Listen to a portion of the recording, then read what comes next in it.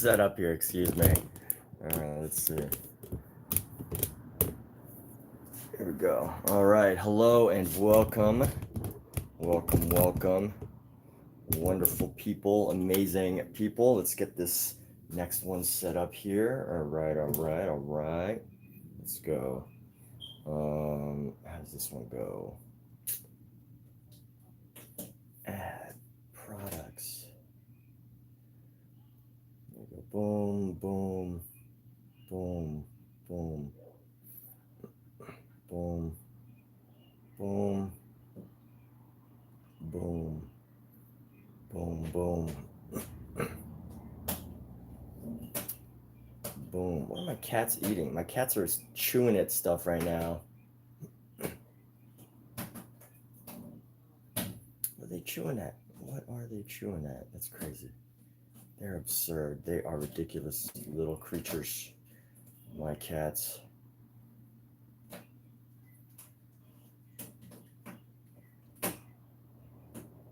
They will chew it and eat at everything. Yo, Omizu.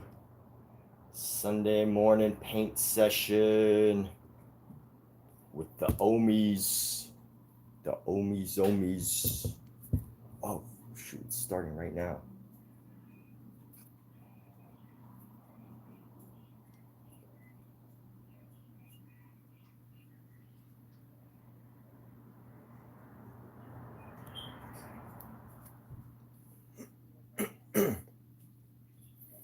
All right, let's go add this photo in.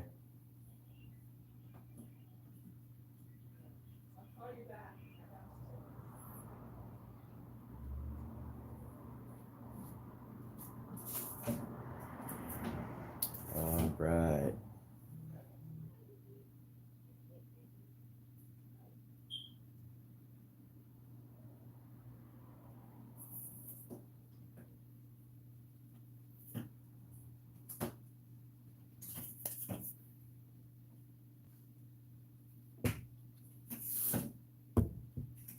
This other camera here is blocking.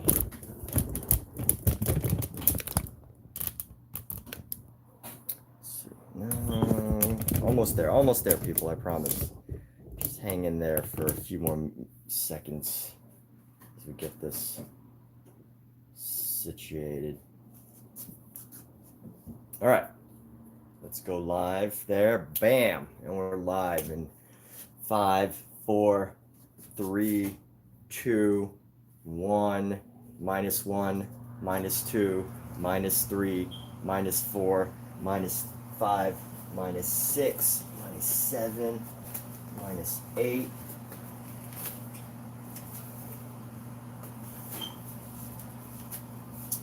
All right, and here we are on Amazon Live, YouTube Live, broadcasting to the entire universe.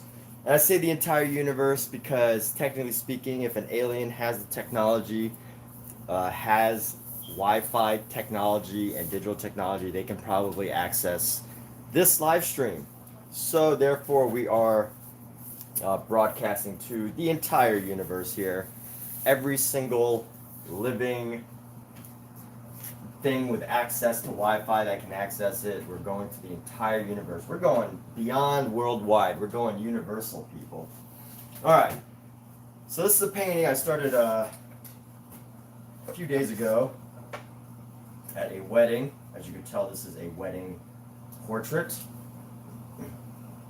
And as I get my supplies situated, I'm going to share what what we're doing here. So we've obviously got this set up on a nice easel, pretty standard, right? I don't really need to explain that.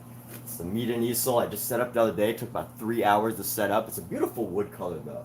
I think they have a darker wood version or maybe a lighter wood version, but they have like 2 versions of this that are different colors. And of course there's different sizes. This one puts a max 86 inch, what do you call it? 86 inch canvas. So 86 inches, 72 inches is 5 feet, right?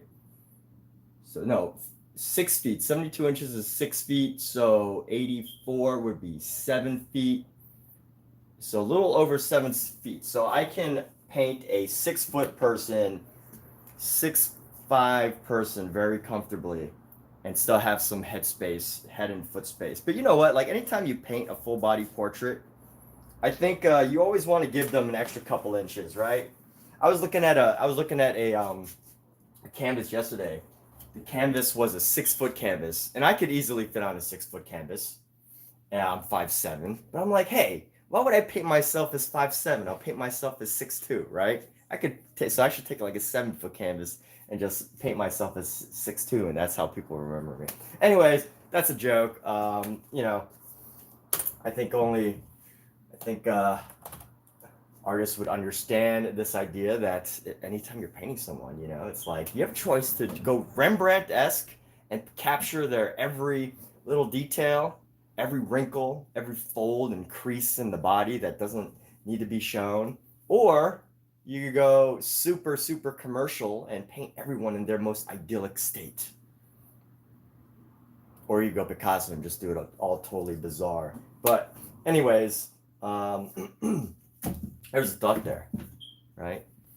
I should paint myself on a 7-foot canvas rather than a 6-foot canvas, even though a 6-foot canvas I would totally fit on if I was going for total accuracy. But who cares about total accuracy? That's what paint or pictures are for, right? That's what our mobile devices are for. That's what mobile phones are for. I'm getting my reference set up right now, so bear with me as we get our references up on the screen. Yes, that's right. I'm working from a photo. I'm not doing this from memory. This is totally from a photo.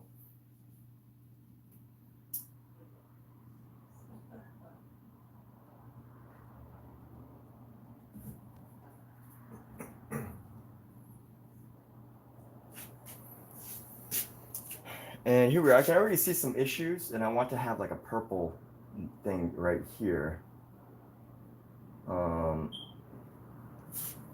Yeah, I think the perspective, if I'm thinking just like total perspective, you know, these things need to like disappear into the back. And as I currently have it set up, the perspective, if you're asking an expert on perspective, they would say it's not perfect, but we will have a beautiful painting. So let's open our last scene. Oh, my last scene did not save. What the heck? Let me see. So I'm using a page called PureRef, and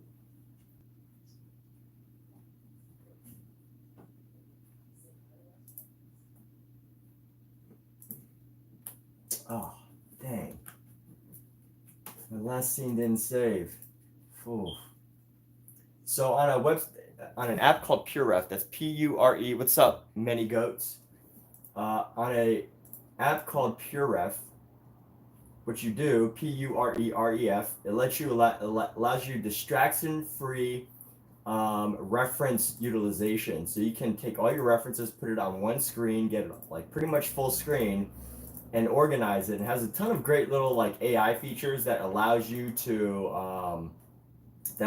organize like all the reference photos into like one big collage. And from there you can work from one screen. You could zoom out really in and out really easily and everything. And and yeah, that's a secret. That's a secret that I'm doing right now, is basically working from a collage of images. So let's get started, shall we? I wanted to grab some more paints out of this.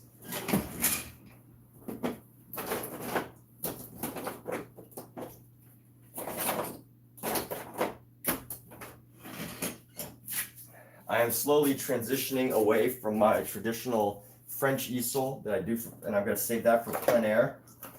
So I'm moving into using a bigger easel. And here we go. Let's see. So, whoops. And as we make that transition, I have some growing pains that I have to adjust to, some minor transitions, setups, and everything. So, yeah, I had my palette set up. It's over here to the side. Got my cleaning supplies, which I'm popping open right now.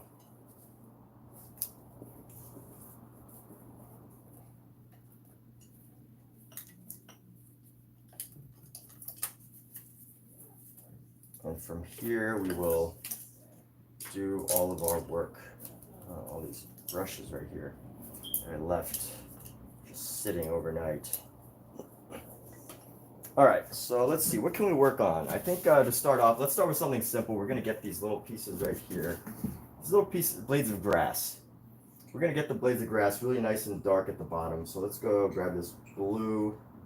I'll get like some nice wet strokes. I wanna wet up our brush with a little bit of oil, some little dabs of oil. And let's just get a good reference here, get a good idea. And we want to keep some of the things in the front a little bit darker.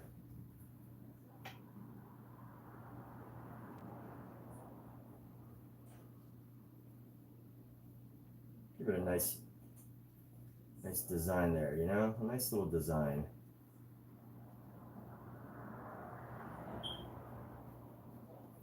Things that are closer to you tend to be darker, especially at, you know, when it's like really close.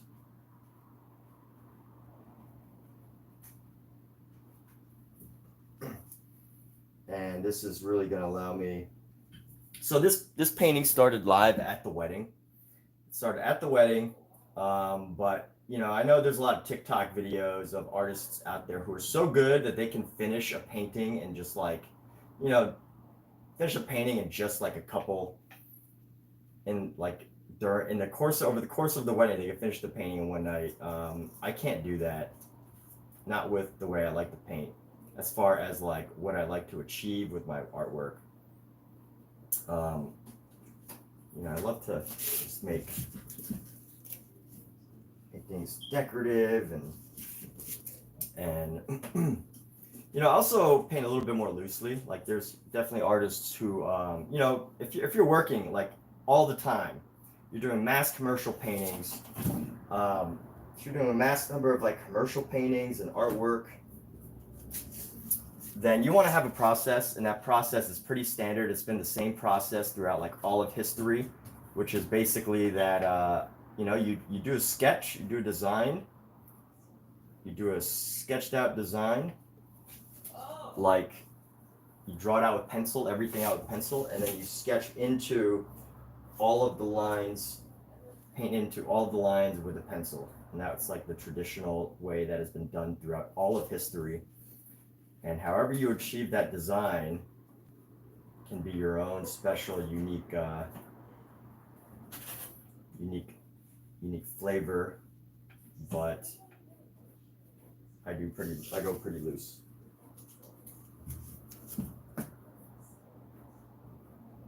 But you know, also at the same time, like just because you do your design with paint versus pencil doesn't necessarily make you wrong or whatever. Just depends on how you like to work, right? How do you achieve the best result for the client? That's my goal. The best result that, you know, I know of. And, you know, I guess if you're looking to commission artists, it comes down to like does the style align? Does the style align? Do you like the artist's work? And all of that. So that's the big question as well.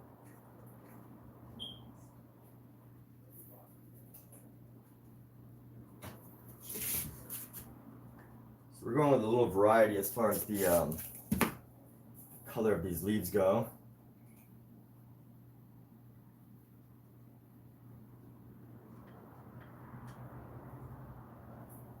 So add some of this darker shade here. Going a little darker again. And that's the best part of the food. Brighter and darker in the front will also pull your eyes forward. Go to the weddings, bring lots of small canvases for the kids, and get paid. Ooh, you know, the problem with that, Michael, is there were kids that came up to me, and I wanted to just be like, hey, why don't you, you know, throw a little paint on here. But you know what? Like, their parents would be so mad if they started getting paint on their beautiful little suits and dresses. It just like, you know, Michael, it like sounds good. Oh, you mean like actually just giving them canvases? I guess that doesn't hurt. You're right. I overinterpreted what you were saying. But honestly, I wanted to give them a brush. But you know, I can only imagine their parents getting really upset because suddenly their beautiful little dresses and their beautiful little suits and their outfits all have like this paint on it, and you can only find one culprit, and that's the artist that happens to be there. Why did you let my kid paint and get paint all over their dress, right? So paint has this magic of getting pretty much everywhere and anywhere. And just as I said yesterday, you know, I had this funny thought, like, to an artist, like, that's obvious, right? Like, paint gets everywhere. Paint gets on spaces. But when I was working, I wear a suit. I wear a black suit that has paint on it. And I was almost kind of like insecure in a way. Not like deeply insecure, but insecure, self-conscious, I think might be a better word. You know, I was a little self-conscious that I had paint all over me. And I like almost felt like, oh, well, you know, people can't get close to me because I've got all this paint on me.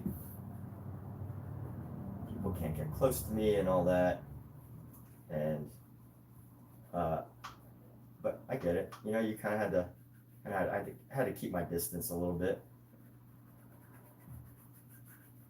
So I'm just bringing in some subtle colors here. A little bit of a mixed darker shade of this on top of the green, just to add some color variety to the area in the front here. Oh, it's great. This is a great way to start, just to loosen up my painting muscle, you know, just to loosen it up a little bit. It's been sleeping.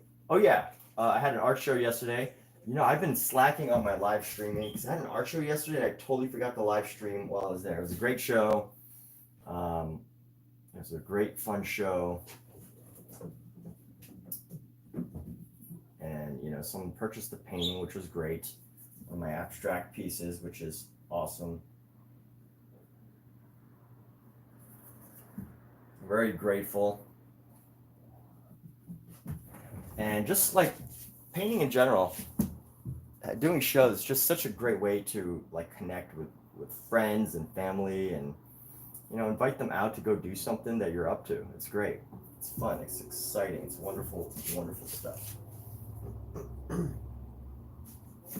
Let's add a couple of darker shades here.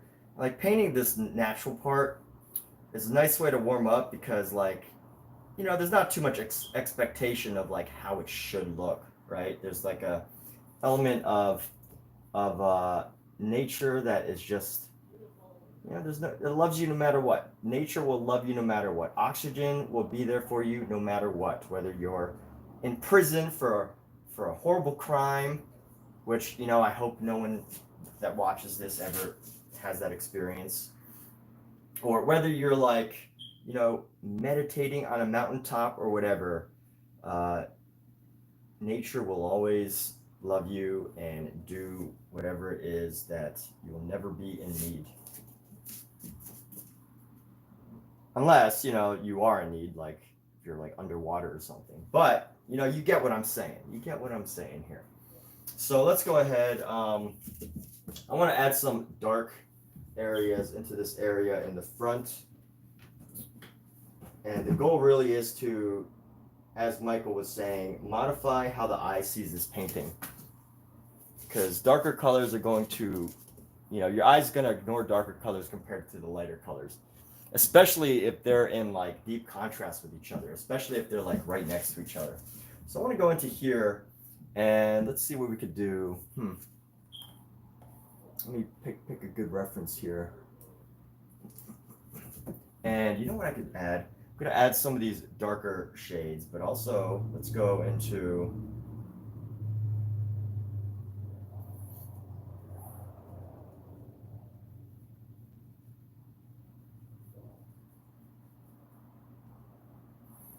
some of these darker shades here.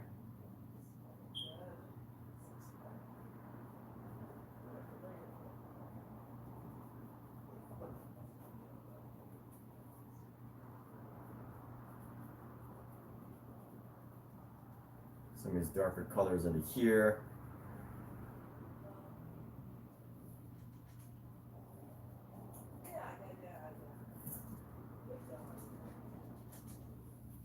Lay down on some of these shadows.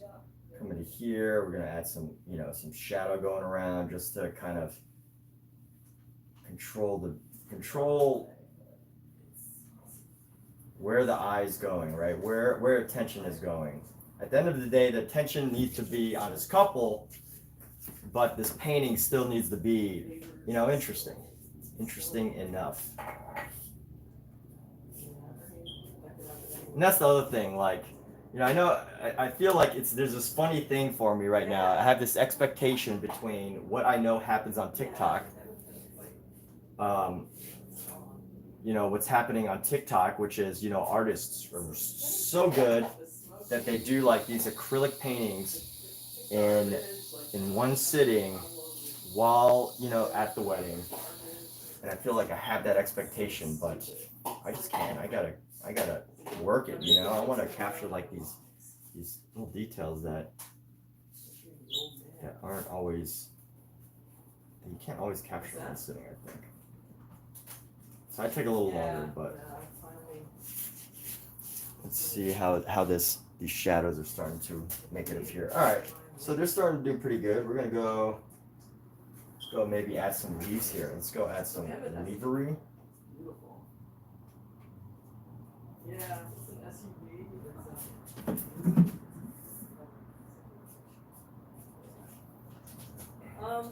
Sold it. Yeah,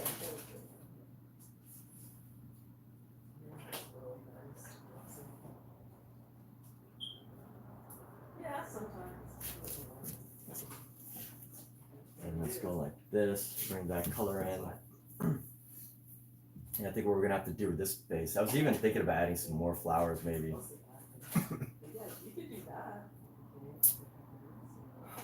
Let's see how we go about adding more flowers. Let's add a big pink flower. Or let's go add some more color into here.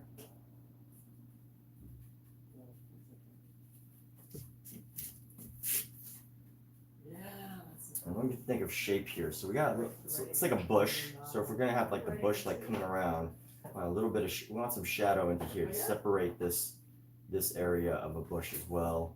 And then we're gonna have another bush that comes into here. We're gonna have another bush.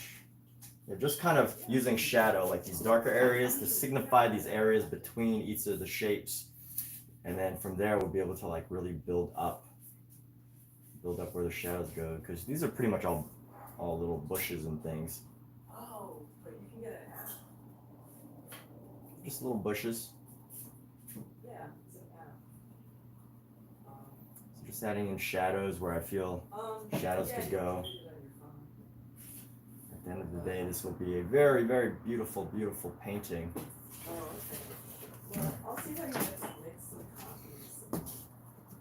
But also helps, like, you know, this family did such an amazing job with the setup of this ceremony, with the wedding planner and everything. So the wedding planner that was able to organize all of this, I should always follow you no matter where you stand. What happens on TikTok should stay on TikTok. John Singer Sargent. Pull the dress forward, color her dress. Kind of Henri Rousseau inspired. Too much matchy. Yes, I will need to modify the sidewalk. I'm doing the easy stuff first. The easy stuff is nature. Nature is the easy part, because you can make nature look beautiful by just bringing various greens and yellows together and just all the variety. But when I get more technical, like the way I paint is I have to like loosen up or tighten up.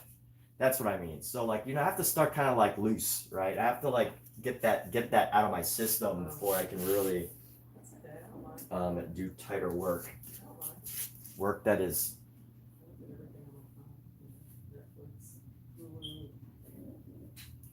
really, you know, crisp and tight. So let's get some shapes in here. Let's get some natural shapes.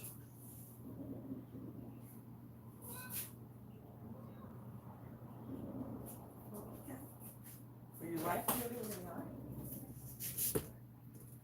Okay.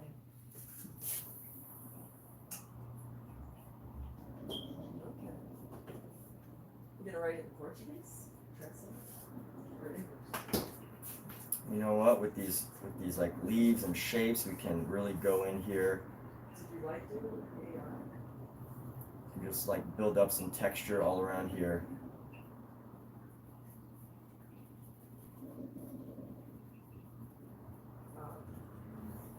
Let's go ahead and build this up with a texture here.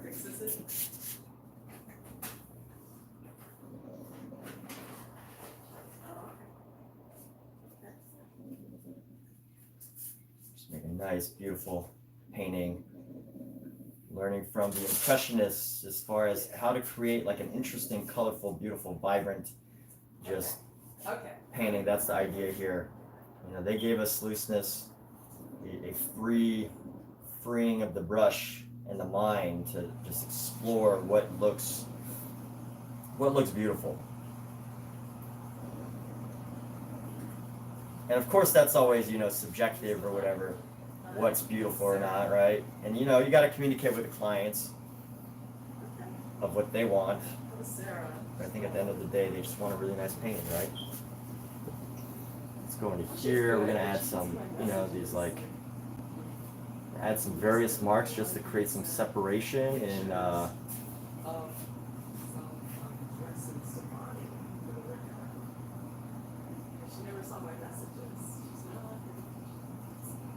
let's see. This one's got a little too much light green around it, so we're gonna separate that. We might even add a little bit of red into this. Some like browns, some browns and reds. Make this area feel a bit more natural, as opposed to like, you know, just being like a line, like this little glow around these pieces.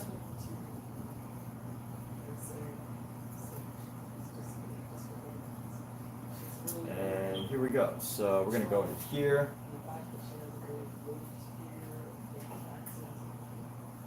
Bring in some of these more shadows into this section. Maybe, let's see, let's carry this around here. She's a citizen, but she wasn't born.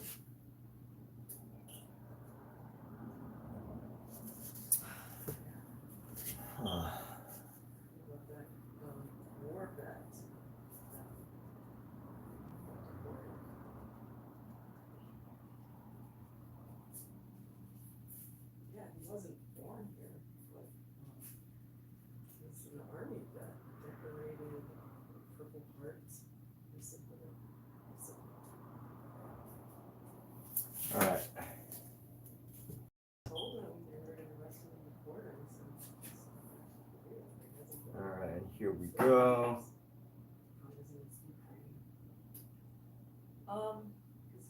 Gonna bring this brush down. Gonna bring these little areas out a little bit. Create it, you know, give it a more natural feel around as we come out here.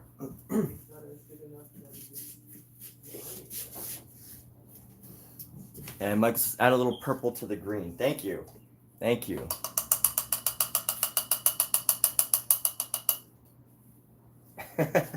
Michael says, so, you know, as you can see right now, we're, you know, getting a little bit more definition. It's starting to look a little bit more natural. And Michael says add some purple. I'm actually going to add a little bit of red.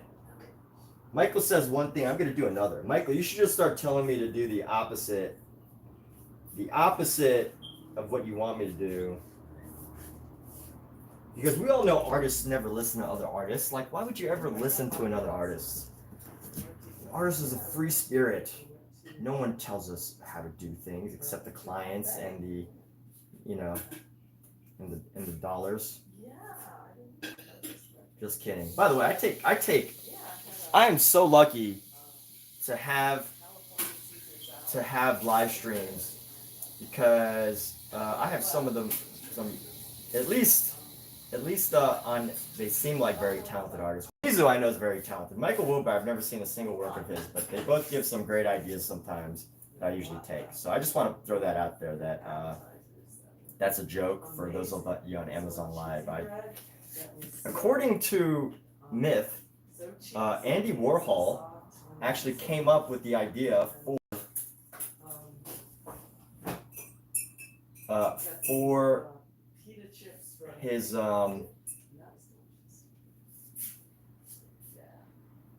what's it called, for his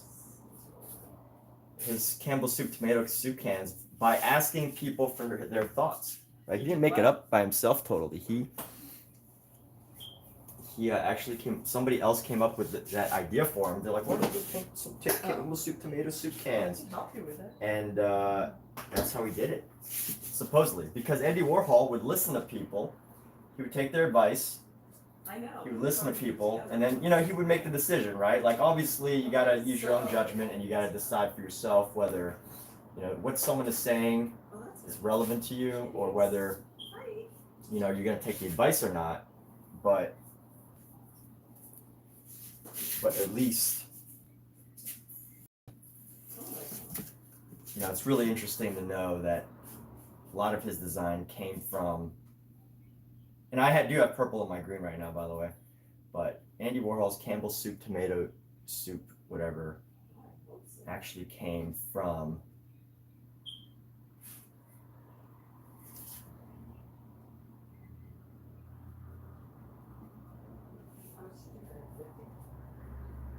IKEA stuff is notorious for like the scribbles not lining up, and like they do all these like jokey skits about it.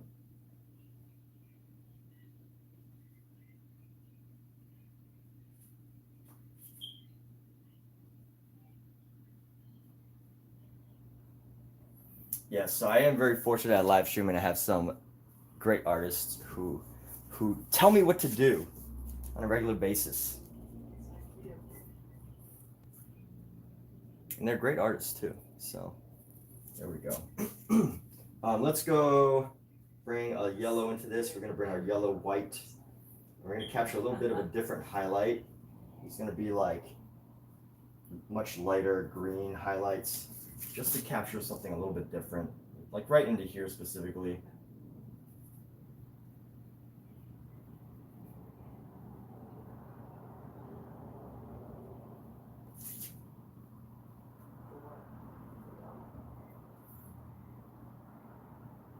Kiddie pool? Really?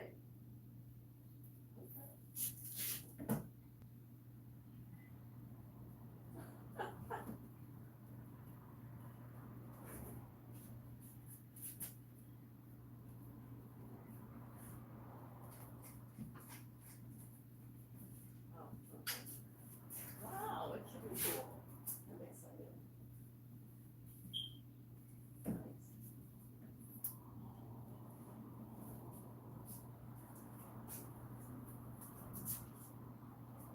And you know, at some point I'll probably have to go over these flowers like a third time just to make sure that I don't lose them while I'm, you know, painting this decorative, Really? this beautiful decorative color into our painting here. Love this decorative color. But that's why actually your weakness is foreground. I'm really good at. You know, I will say that like that is one benefit of live streaming, whether you're a new artist or you're an advanced artist. Now, obviously, if you're like an advanced artist, like super advanced, like, you know, you'll probably be very, very judgmental of anybody who dares come into your live stream and is like, dude, try it this way or try it that way. But I mean, the thing is I love that. I love when I'm trying to do my best to paint a face, and Omizu and Michael keep bugging me, and it makes me nervous because that pressure helps a little bit, you know. Sometimes the vice is good, sometimes it's just like annoying, but even when it's annoying, it's good because Hey, let's make a fly. it helps me to like. It really does help me build confidence when I'm painting in plein air, you know, because if you can handle the pressure of like somebody literally looking over your shoulder and like bugging you about it, you can handle painting outdoors. Yeah. I know that's a weird way to like train yourself to paint outdoors, but it works, you know, it totally works. I was gonna say too. So I'm trying to figure out right now, how do I make this feel more natural? Yeah. You know, how do I make this feel more natural here? BYO.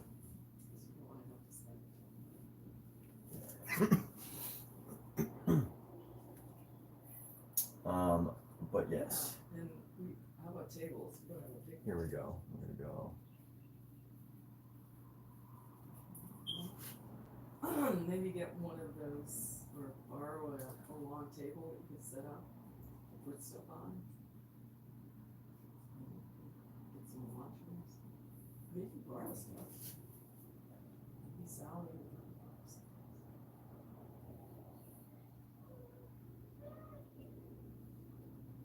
Well, you're a homeowner. Let's see how this is looking on camera. That's very important. Is to capture the naturalness of this all. I'm not saying like, oh, I have to give this Here's my ego. Hiroshige Utagawa used a similar trope of putting decorative elements in the foreground for effect.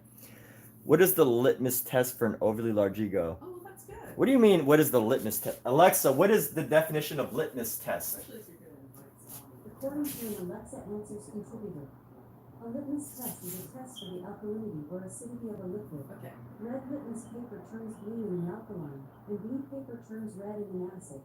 Metaphorically, Okay, sounds it good. can be used to describe any test condition that proves something to be true or false. Okay, so the question is, what is the litmus test for an overly large ego? So how do you test if somebody's ego is way too big? Let me know. I don't know. That's a good question.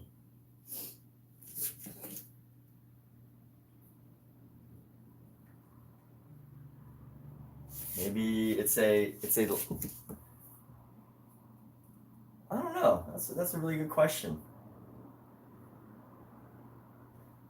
I mean, we could think of like some movie scenarios, like, you know, life or death situation, right?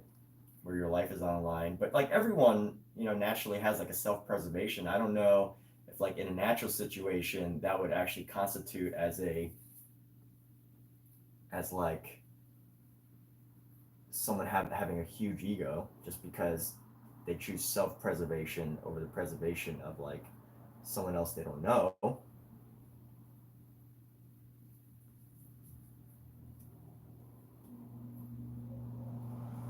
I guess a good litmus test, and I'm not talking like, you know, in a research situation, how do you test if somebody has a big ego?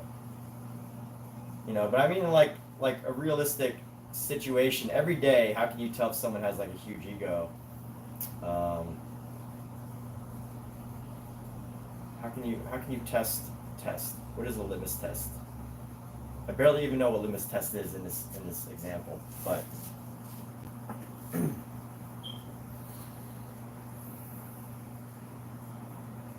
you criticize them. Oh. Oh, you paint in public. Omizu. That's been the joke the whole time. The ultimate litmus test of an overly large ego is whether you paint in public. So if you paint in public, you have an overly large ego. Is that what you're trying to say, Omizu? Is that the joke? Painting in public is awesome.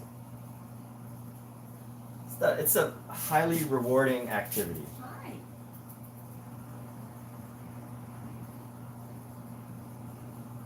so glad you're here.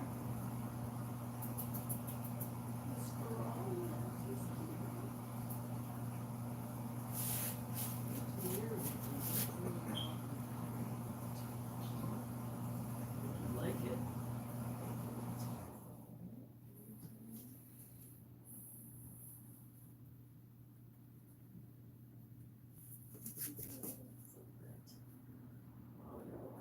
Alright, let's go a little further and deeper So into much this further. area and here, and we're gonna go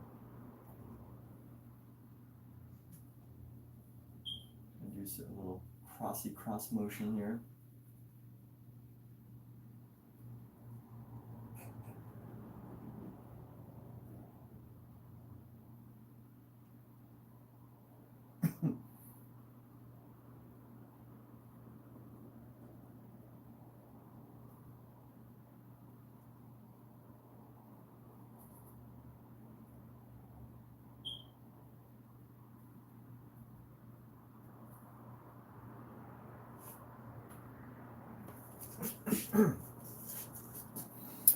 And let me see. Oh, here's a little area that needs some work. Give it a little more natural flow into the back here.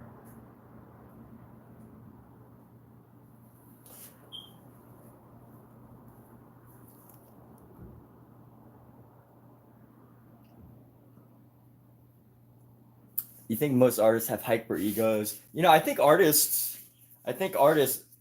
So Michael Wilbur says he thinks artists have hyper egos, or they think their work is really good and it's not. You paint in public all the time. Can't be shy. Questions people ask. Just hand the public a brush. Did I paint that? Hand them a brush. Your best is that a paint by numbers set. Yeah, I mean, so I don't know if like I can see what you're saying about artists. You know, you can't be shy, and you have to have inflated egos. But is ego the same thing as delusion? I think in order to, you know, be an artist, you have to have some form of delusion, right? Because like, you have to imagine in a modern society, and in a modern society that we're trained from the moment we're born, right? In a modern society, we are trained from the moment we're born to believe that we have to go get a job, a traditional job, get paid by an employer, you know, and do all these things. And yes, we do. Like, you pretty much have to in order you pretty much have to, unless you're delusional enough to be able to imagine a world where people will pay for your paintings, will pay for you to do artwork, because there's no one that hires for that, right? Unless you do commercial artwork like game. You know, there's a lot of opportunities for artists all over commercially, right? Video games, television, movies. They need artists of all kinds, designers, animators, painters. I mean, that's pretty much true. But like, if you're talking like fine art, right? You really have to be able to imagine this universe where people will actually, like, what can you possibly make that people will literally just pay for because you made it, right? Like, you do, there is a level of delusion that I think artists must have to some level, to some extent, right? And I'm not talking like delusions like, you know, imagining the unimaginable, like teleportation or something. Like, I can create teleportation, but like really just like delusion in the sense of, you know, imagining what you haven't been told you're possible. Imagining like what's not possible for most people simply because they can't imagine it. And that, you know, something so simple instantly becomes delusion, you know? Like, it's sad that in a modern society it's considered delusional to imagine that your work and your paintings will somehow pay off, right? So like, that seems so normal for some people, right? It has to seem normal for an artist. Like, that has to be second nature for an artist to be able to imagine a situation like that. Otherwise, they can't possibly do it. But artists do. And it's not that delusional, it's not that outrageous, but for some people it is. Come closer. Come over here. Come over here. Turn around. Turn your body around. Turn your body around. That's a good boy. Yes, you knew what I wanted. But anyway, delusional, just paint landscapes, number genre, best-selling. Yes. Oh, landscape stuff? Yeah. Honestly, I don't think I can do like a paint. I've thought about it. I thought about like how easy it would be to like create a paint by numbers landscape design, but I just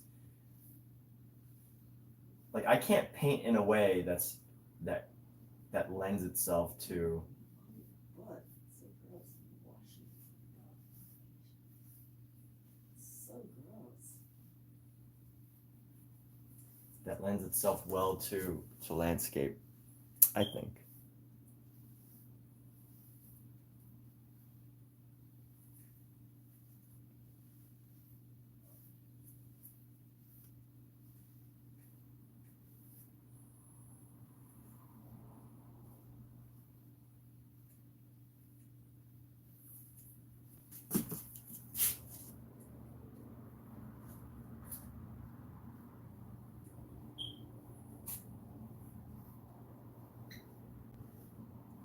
Trying to find a good shape for this area here.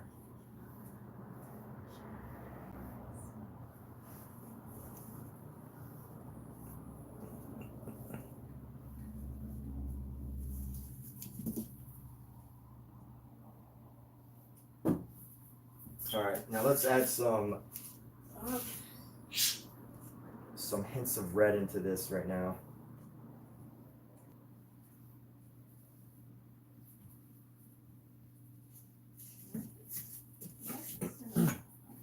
We're just gonna go into hints of red here. Okay, I need a break. I need a break. Let's get some reds into here.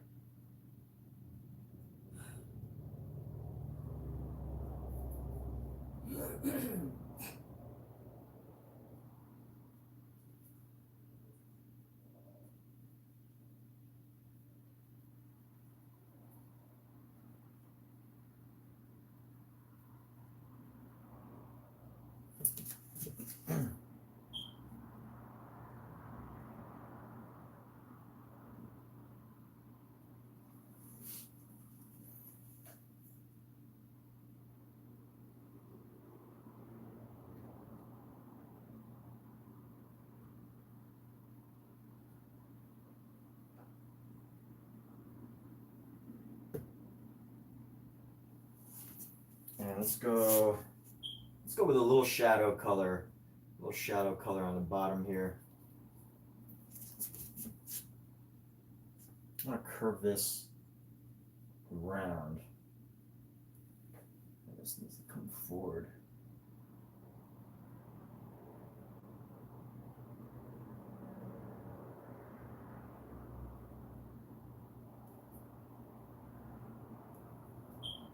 So that's, yeah, you know what? Now's a good time to add some purples, as Omi and Michael have suggested. You know, let's go throw in some of these purples. Let's go throw in some of these beautiful little purples to like signify areas of shadow and transition.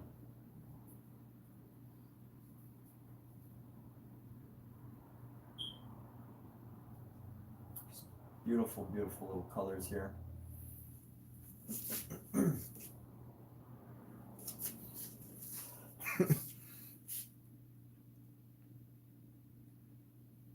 And let's see how we go about this. I think now's a good time to clean up this brush. Actually, there might be a place I can actually just drop this down really nicely, like whoosh. Just drop some of this color down right into here. Add little pops of red so that, just to do it, just so there's little pops of color, you know?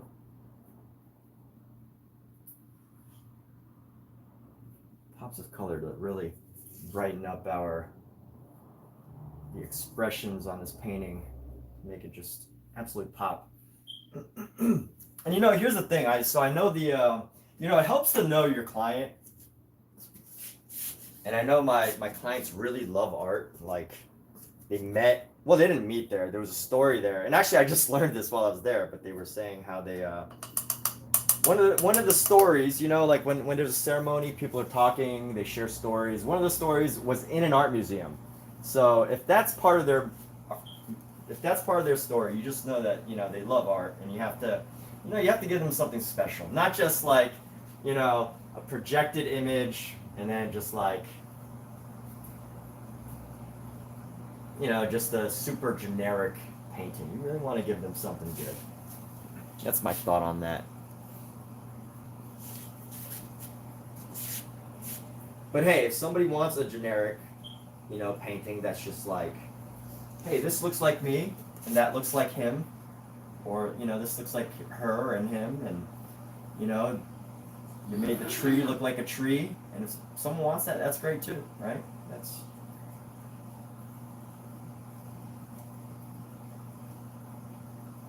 But I think if you know that your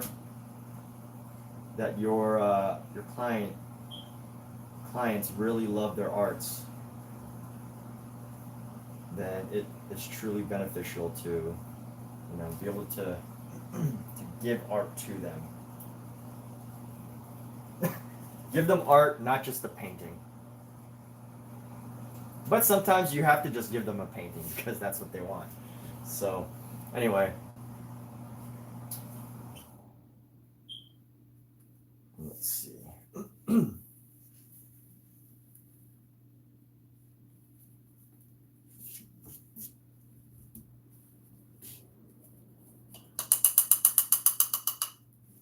I will say I'm not liking this little section too much right now. Maybe I can add some in. Add some in here.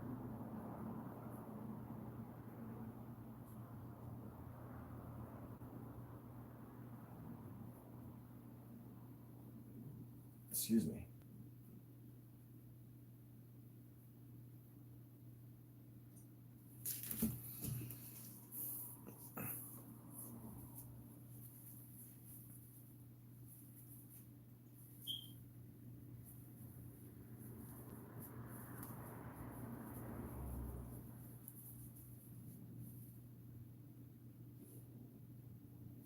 I think what I need to do, I need to do this. In order for that to happen, this needs to come down like this, right?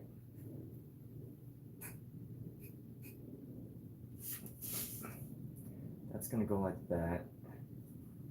I mean, the vanishing points are quite different, unless the vanishing point's like right here. If this was true, the vanishing point would pretty much be like right here. This is, I think here. I'm trying to make this section look matched. And I think it just needs to come down a little bit more on the dress so it doesn't look curved. Let's do that. Let's bring it down just a little bit further, just to match this front area here. If we go like, if we take a straight line to this corner. Furry. You gotta bring it down a little bit more. So, furry. Let's see. Almost there.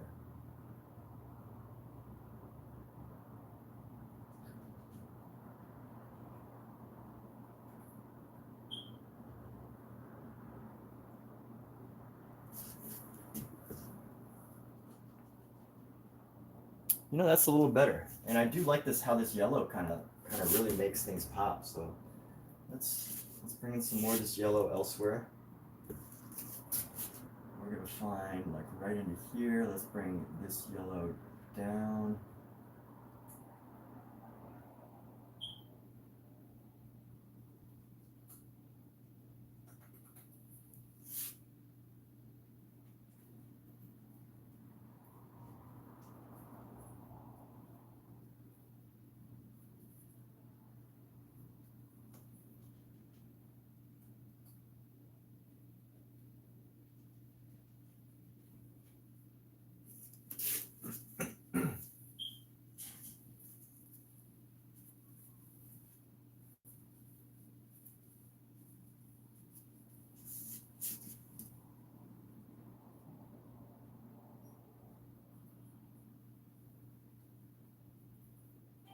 You know, here's the other thing. Like Michael said that there needs to be a separation between the gown, the dress, and the space here.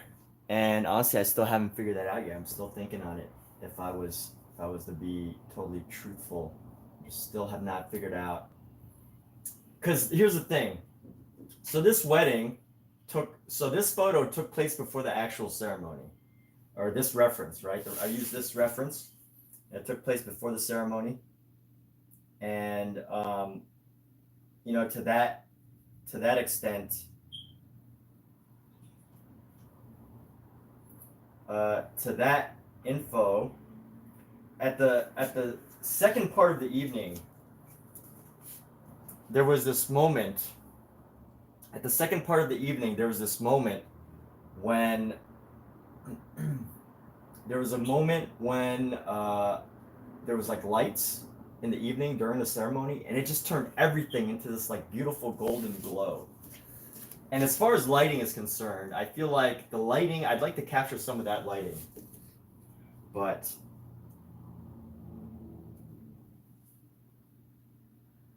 I'd like to capture some of that lighting.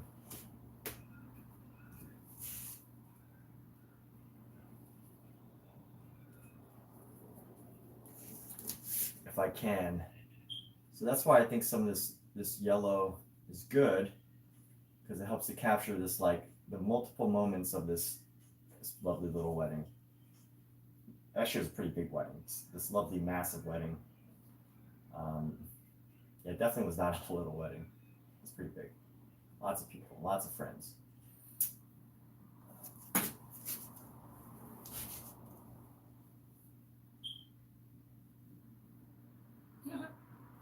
So Michael Wilbur, show up and say, Michael's. Yes, Michael, this is one of those. It is.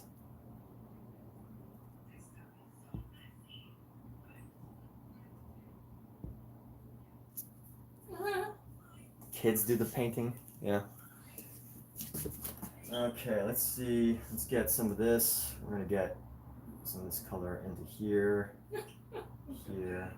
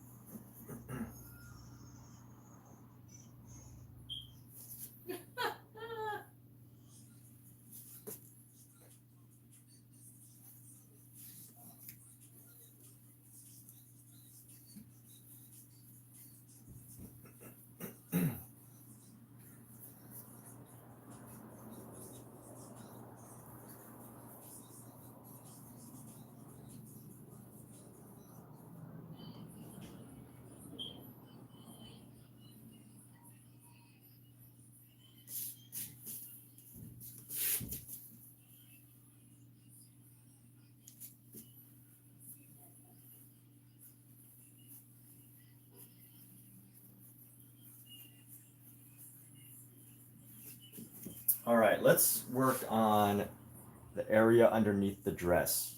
We can actually add some shadows underneath. Let's go with a smaller brush here. Actually, no, we could probably take this brush and add some more detail with a smaller brush. It'll help to add the variety to this.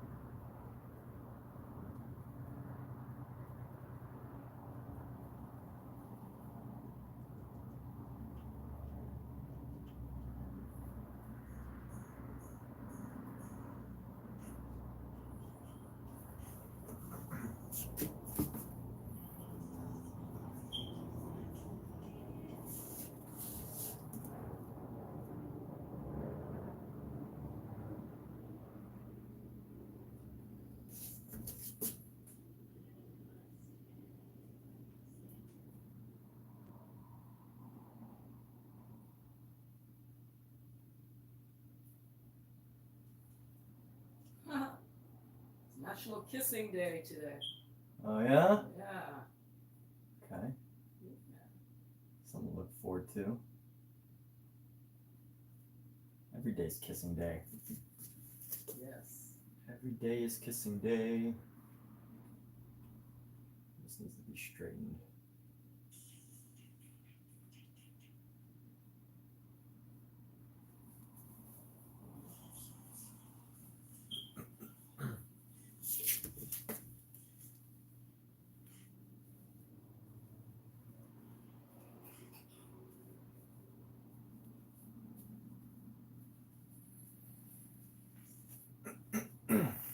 All right, let's add some details now.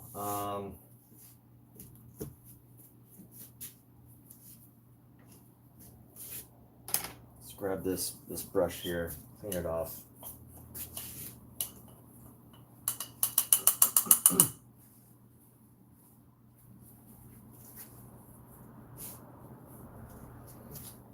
And we're gonna bring down this section. So we need to find our yellow ochre, our ochre white. White ochre.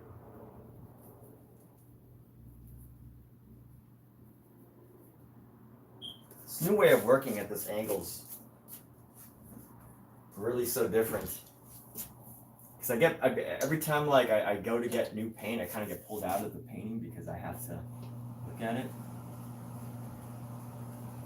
Because I have to totally change my point of view.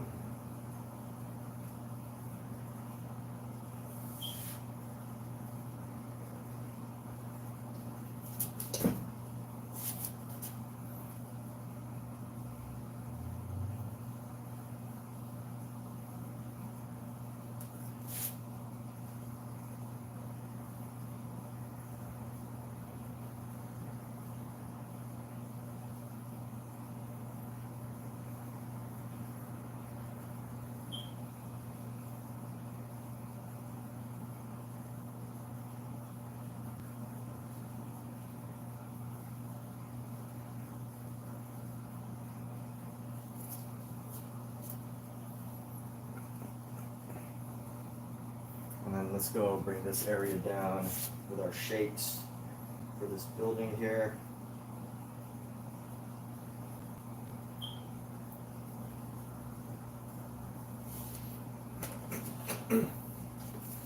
And here we go, let's see. All right, so this kind of, let me get my reference. It's one thing my mentors would always drill into me, and it was the most annoying thing too, by the way. It's the most annoying but incredibly helpful thing was, where's your reference? Let me see your reference. Tell me about your reference. I want to know your reference. Show me your reference. Let me know your reference. I can't work without a reference. How can I help you without a reference? And I'm making voices for them. I really shouldn't. I really shouldn't. I don't know why I'm being kind of sarcastic. But like, you know, that's the thing. But that's the whole idea. I'm not making fun of them. I'm just like, you know, anytime something is drilled into me, I make up voices for it because it's not my own. But yes, that was it, right? Like, what's your reference? Where's your reference? What does your reference look like? Let me see your reference. I need the reference. Show me the reference. And these are like really talented artists, right? Like the people that I was working with were artists who designed for top tier AAA gaming companies. So, you know, they weren't teaching painting. They were teaching, I was learning digital painting, which I believe that the majority of anything that you'll learn in digital painting will carry over except for the technical stuff, right? And when I say technical, I mean the computer, the machine stuff, because you're going from, you know, keys on a keyboard to managing tools. That's what I mean by technical. But there's still painting technical skills that carry over brilliantly from painting.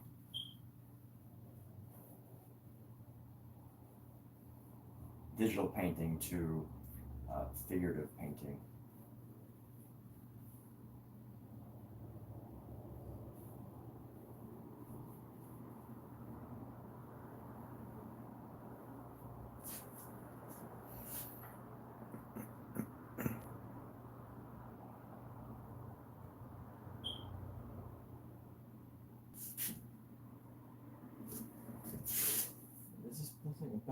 This building looks about the same height, so that's okay. And let's get a little bit more of this color on the other side, building up this color vibrance right here.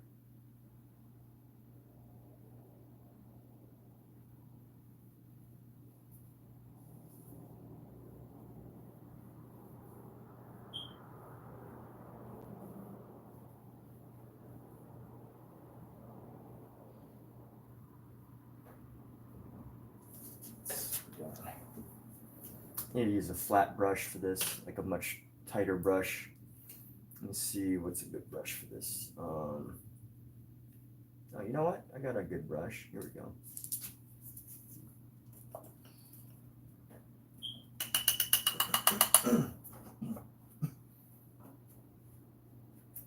Rosemary Co. Nice little Rosemary Co. filbert, a long filbert. So let's go ahead and grab this.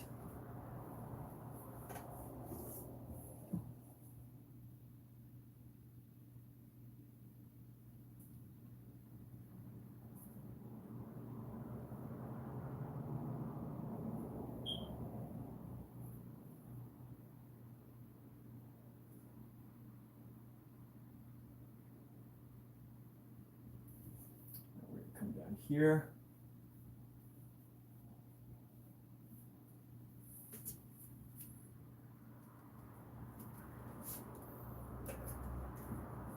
And right now is a good time to do all this because I have the matching paint colors. Usually if I take too long between sittings, I keep an open palette, so my colors are always, you know, I constantly keep like I'm constantly using like fresh colors, and I do my best to try to mix the same colors, but you know, there's a benefit to this in the sense that you get a full range of like color values, but at the same time, you know, sometimes you get too many colors and you lose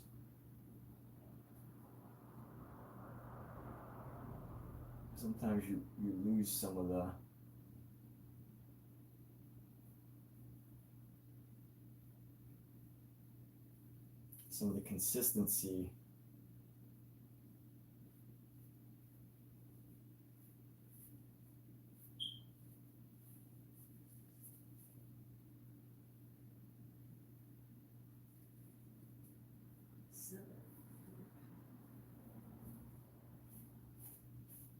but let me see how this is looking.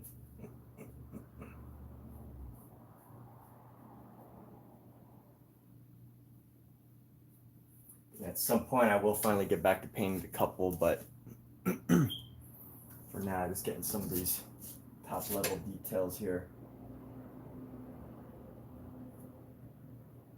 I guess these low level details, not top level. These are probably like, I mean, these details are probably like the least important. So, least important in the sense of, right, like knowing what is the most important thing here. And that is not to show how well I can paint the building, but to actually do a good job on everything, but also like, you know, show the couple and paint them as they were. So that's the most important thing, obviously.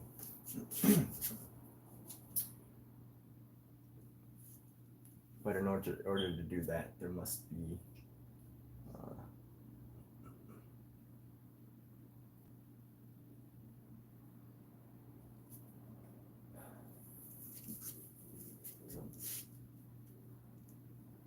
do that. You need to capture everything around it as well. Let's go ahead here. And actually this one can actually cut off. Should I cut that off right there? No. Let's go right about, oh yeah, there's my reference.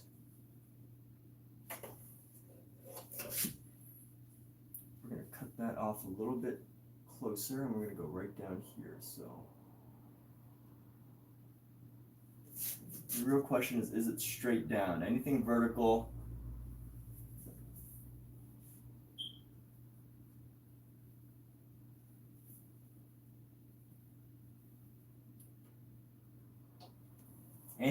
as far as the eye can tell, is pretty much straight down, so. And then if I was to match this section, go like right here as well.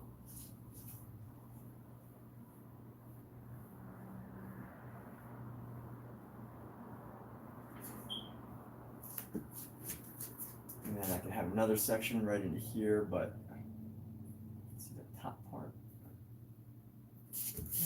Let me see. That's about right. Just needs to come down to about there.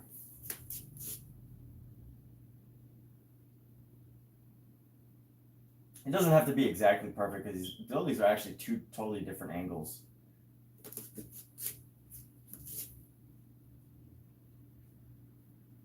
And they are pretty different, but for the sake of the painting, they're close enough that as long as I like make them look similar, they'll be okay.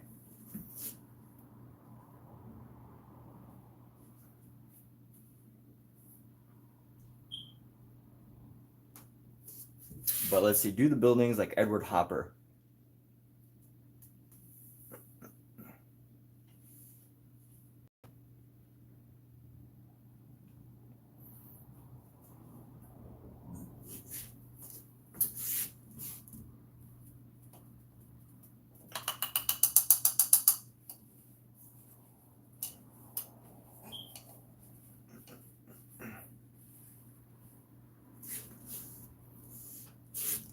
Let's try to find some blues, like a super light blue here. I want to paint these under the dress, these like super light hues of blue. Let's switch to something else. I can only do buildings for so long before I'm like,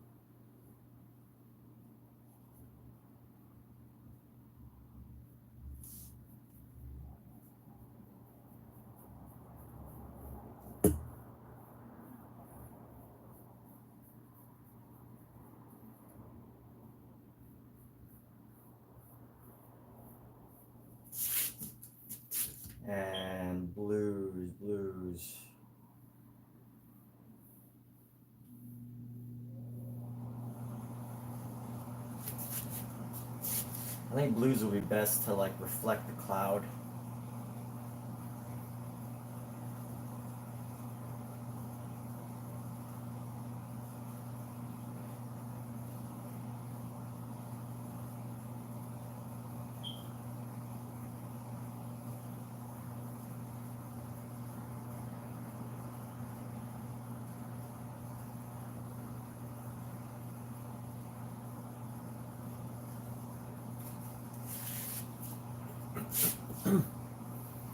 Let's bring down some of this.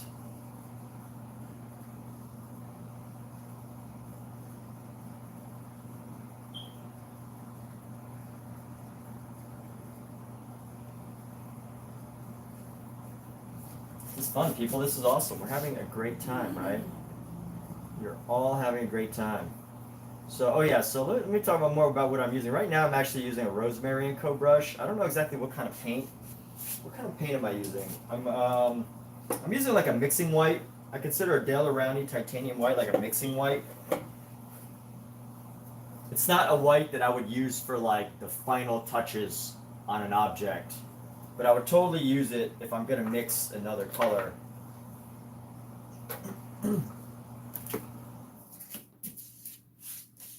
And let's see, what blue did I even use? I had a turquoise. I think there was a turquoise that I was using, but I don't know where it is now. So what was the blue that I used? What did I do with it? I swear I had like a turquoise. I know I had a turquoise somewhere. Let's see. Is it in here?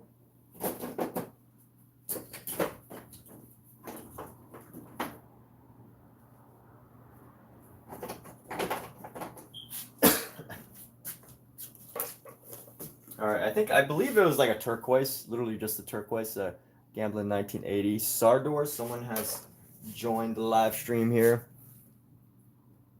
It's not pure white, it's blue.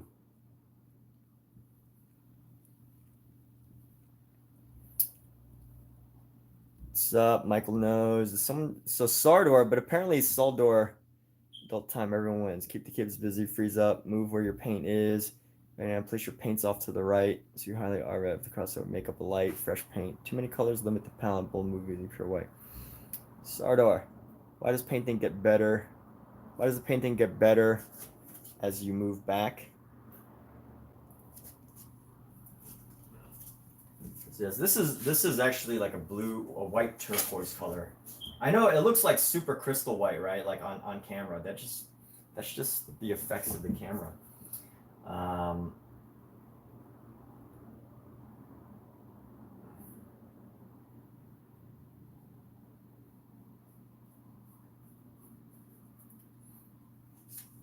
But let me see if I can like create this like merger. This merger of like, what would be blue? Just a super light hue of blue, right? I'm trying to think of what would go good with this like super light hue of blue.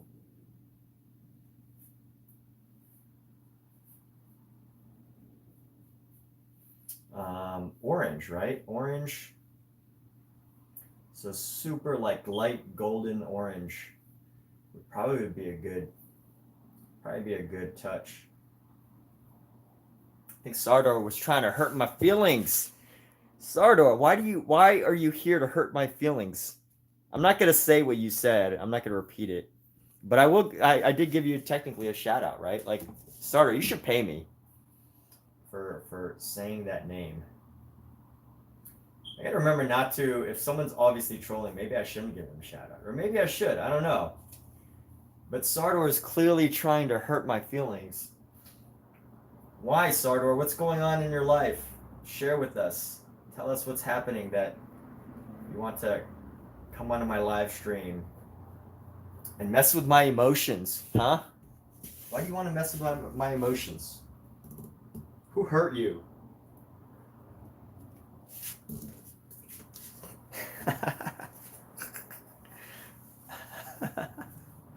Earthy color, lighter brown. You think an earthy color? I'm just like concerned about making the earthy color like making it look like too I want to go for, yeah, earthy color, like a gold, right? Earthy color, light.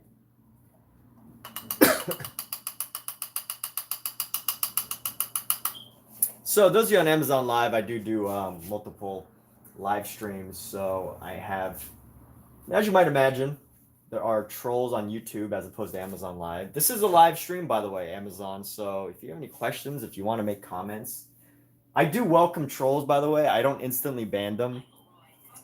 There he is. Hey, Yes. the missing has returned. Hi. Let's go with a, you know what? I have a yellow for this. Oh, Suzanne? I must have a yellow for this somewhere. Well, did she tell you to call me? Fine. I'm gonna go with a cad yellow medium, like a, you know, this. I think this is a good foundational, like golden glow yellow. And you're gonna drop this down onto my palette somewhere where it won't get Oh, cool. infiltrated by other paints. Your house is your house. You know what? We could take up some of this pink, Don't you have air conditioning? some of this white, put some of this yellow with some of this pink. Yes, you do. You don't have air conditioning? I swear I remember.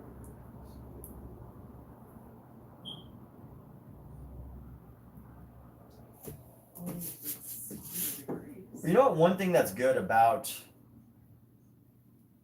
Oh, that's perfect. Yeah. about having to constantly change my painting methods right now He's is painting. He live streams. is that I get to swap back and forth.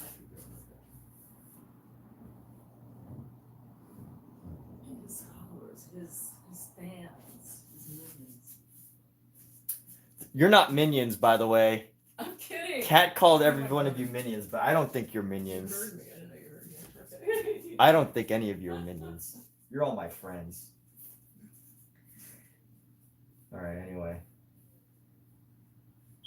how do we capture this beautiful glow here? I'm trying to think of like just finding how do I find this mix of like a glow. I don't want it to make it like too glowy, like too much, you know.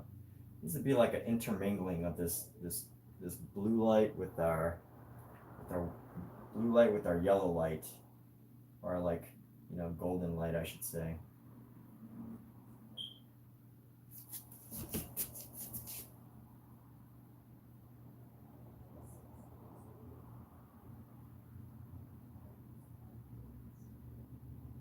Can we ban Cat? The blue's not supposed to be a shadow. It's just like reflected on the surface here. This is a reflected color on the surface. It's not a shadow. I think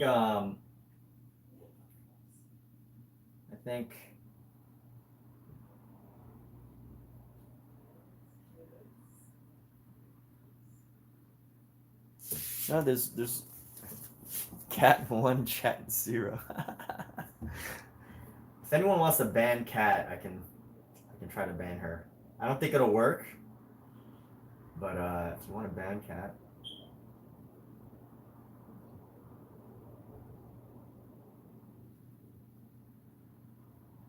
just gonna draw these colors down.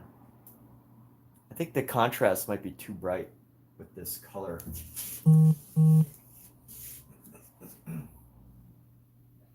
Maybe we can just bring in a little bit more, you know, just bring it across. We can always paint over it, but let's just see how this, you know, ends up looking if we allow ourselves to like capture this like golden glow color. I really like this color. It's like a golden. So I'm using bigger strokes like down here, much more like flatter color here. And then, you know, going for like a little more brushy strokes at the bottom. I mean at the top because it's further away.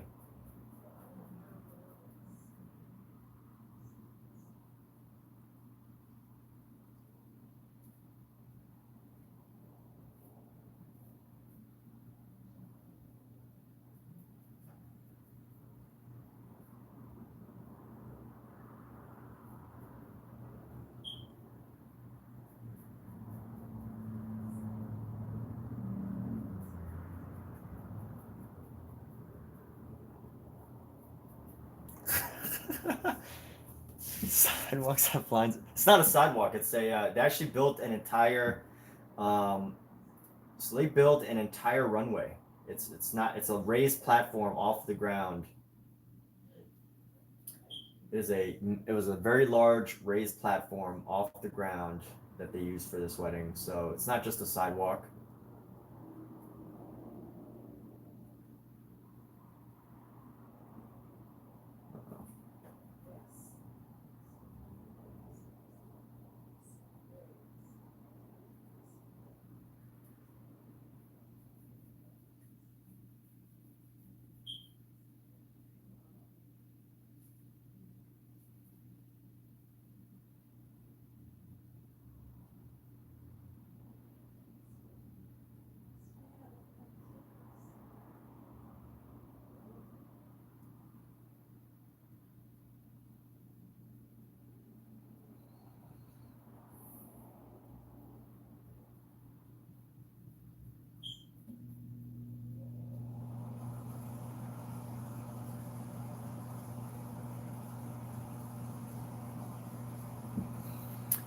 I want to find a way to make this just more natural, you know? Just how do I make it natural?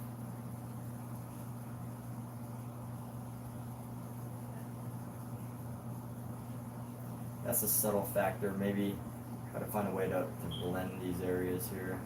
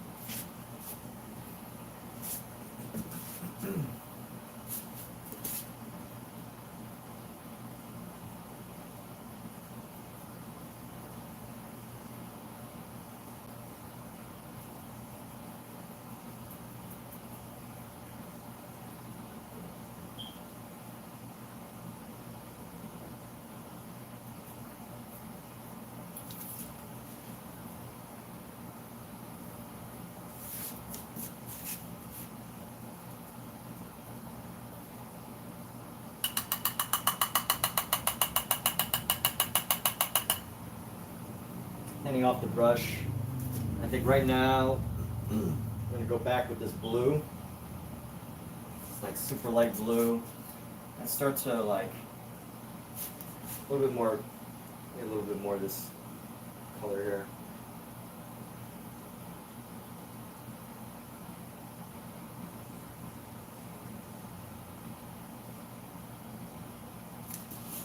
And we're just gonna go come to here. Start adding in the super light hint of blue in here. Get this just nice and, you know, take advantage of the fact that we're using oil and just get it like nice and glowy, you know? Getting it glowy.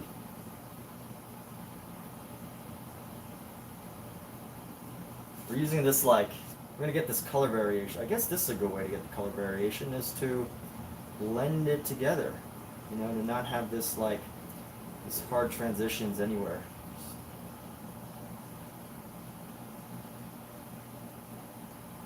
Nice subtle transitions here.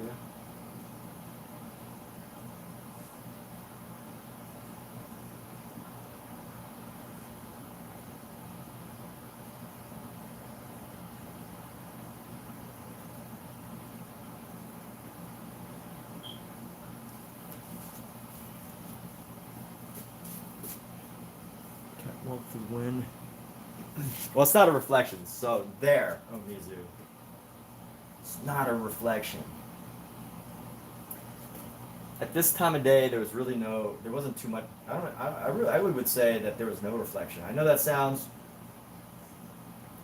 impossible, right, to not have a reflection, but there wasn't a reflection.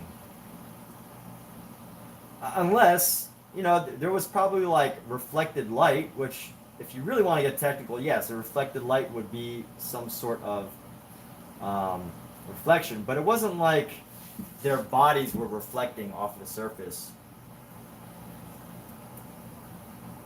It was more like there just happened to be these colors reflecting on a surface more from natural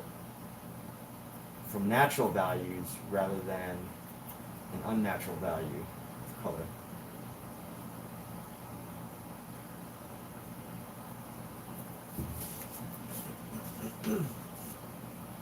Alright, I don't want to go too deep into this green here. So let's go ahead and find this blue again. Alexa, what's the temperature right now?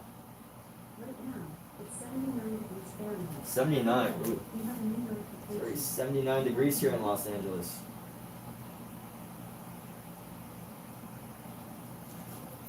Gotta neutralize some of this yellow somehow.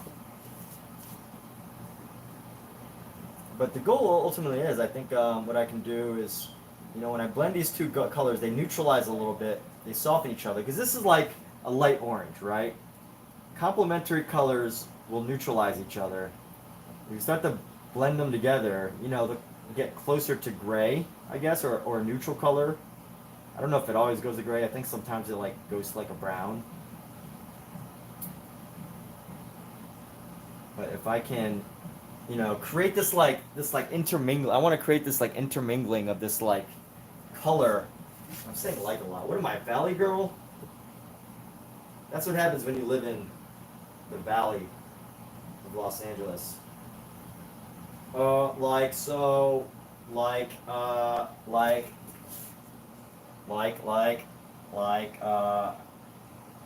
people in the valley don't say but.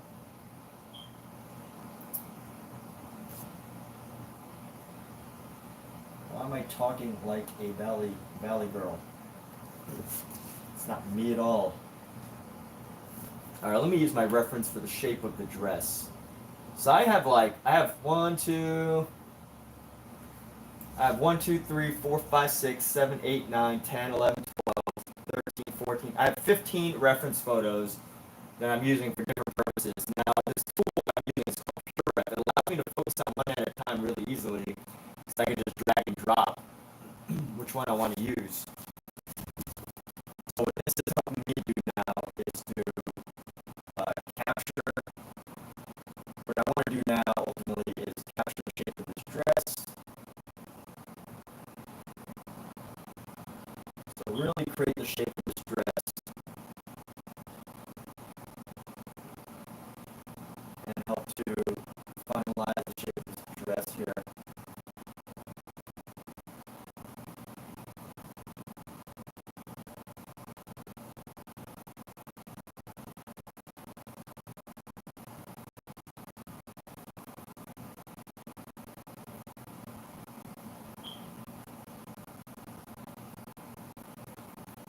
And we're just going to go tighten up this dress here.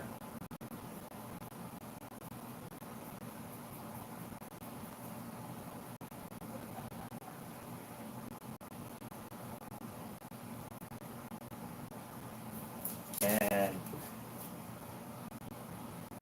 we go, Glenn. Oh, Kat, tell Michael I said hi.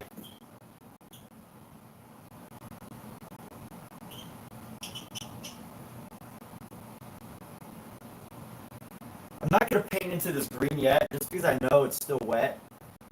And I don't want to start I don't want to dive into that danger zone of working with this wet paint area. But I do think we're starting to get to where I wanted to be, which is, you know, this like intermingling of different area of dress, like checkerboard, lighting, paint, dark paint. Can you, what's up, Matt? Hey, Matt Wall, what's up? So I just had a group show with Matt Wall. Matt, if you want to plug your Instagram, feel free to. My live stream, by the way, I haven't said this in a while, but my live stream, whether you're on Amazon Live or whether you're on YouTube Live, my live streams are totally open to self-promo. Now, I know some artists, if you like go into the live stream, they will like instantly ban you for like sharing, for daring to share your social media handle. But you know, and you know, of course, like I I feel artists should just feel comfortable like going into this live stream and sharing their social media handles, but people don't like that. I don't know why. I don't get it. Like I can't get myself into that mindset.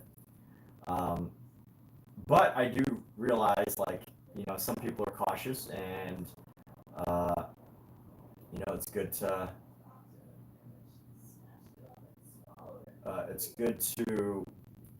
for me to keep that reminder out. So good thing that Matt showed up, because I'm reminded that I love when people plug their products, their Instagram, their artwork, their pride, their joy, things that they love and they're so proud of. I love when people share that on my lives. So feel free to. You're welcome. Omizu says I'm on the highway to the danger zone. Omizu, why would you say something like that? Why would you say I'm on a highway to a danger zone?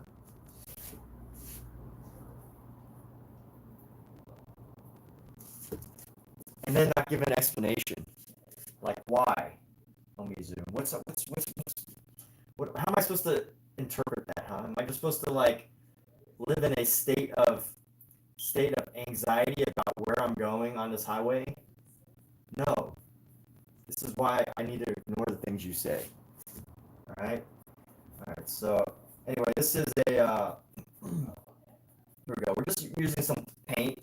I'm mixing a like a Georgian. So this is Georgian brand. I love Georgian brand because it's super creamy, like just super creamy. It's like slightly thicker than whipped cream. It's like a thick whipped cream. Like, you know, like there's two types of whipped cream. There's a whipped cream that you like, you know, that you spray into your mouth, it's foam. There's like ready whipped cream. And then there's like whipped cream that you like scoop out of a tube and it's much thicker. No, I'm not left-handed, I'm right-handed, but these cameras will switch sides. But Del Rowney, I love it because it is like super mixable. Some people might not like Del Rowney because it has a lot of oil in it.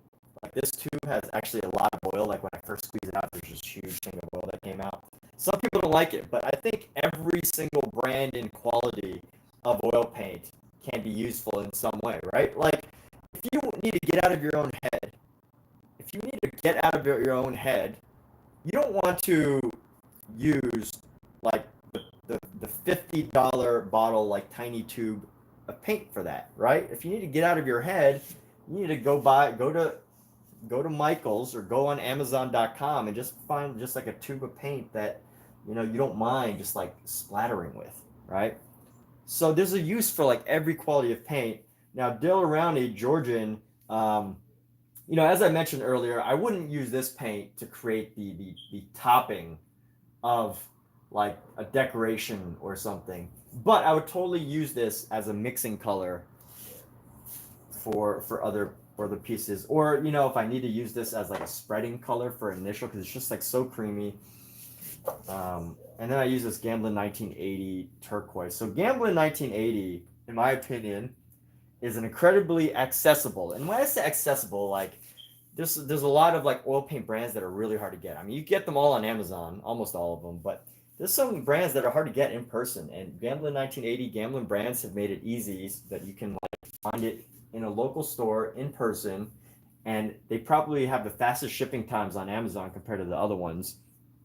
But Gamblin 1980, I would say, is a great entry into professional level oil paints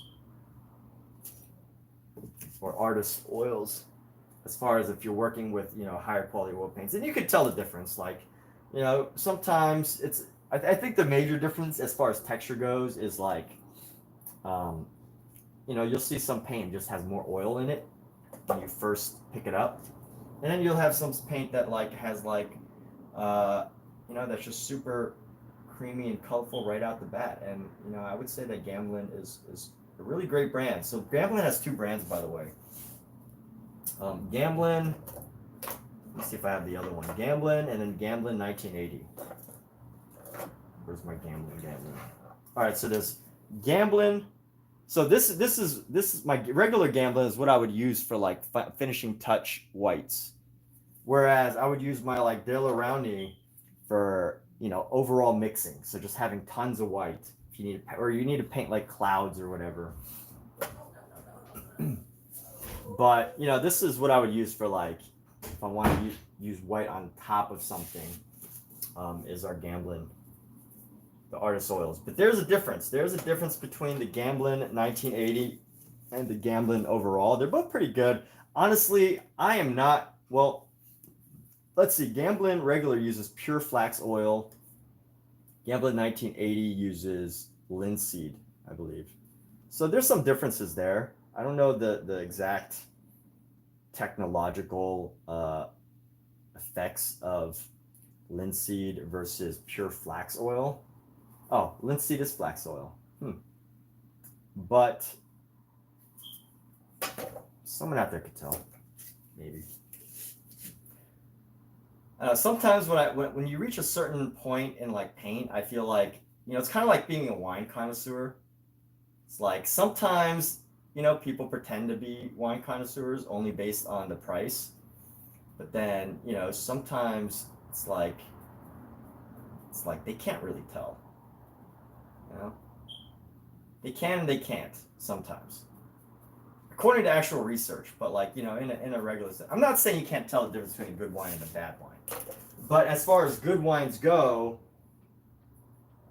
you know, if you take like within the same quality of wine, high quality wines, mid quality wines, low quality wines, I think it's really hard to tell the difference between like, you know, $100 bottle of wine and a $1,000 bottle of wine.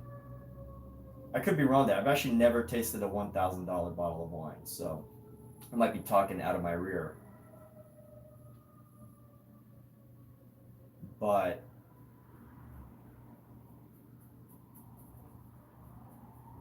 you get what I'm saying, right? People understand what I'm saying. So like the difference between a $10 per ounce, per fluid ounce paint is very hard to tell the difference as far as per individual color compared to a $9 per ounce paint, right? Or even $7 per ounce paint. But you can definitely tell the difference between a, you know, $1 per ounce paint versus a $9 per ounce paint. Is that like more clear? Hope that makes more sense. Anyway, going to capture some more natural lighting. Know when to hold them, when to fold them. Wine is good, paint is good. Wine and paint are both great. So Matt, what are you working on, man? Like, what's your next creative project? You got anything coming up? So by the way, I know I don't know if I repeated this or if I said this. I'm pretty sure I said this, but Matt and I are in a group art show together for abstract paintings. So very exciting. Very, very exciting. And Matt has a YouTube channel that everybody can follow as well. So let's see, what's the difference between 1980 is that the less pigment world, and you know what? That would totally make sense. That would totally make perfect sense of the difference. Right? Using less pigment because pigment and more oil.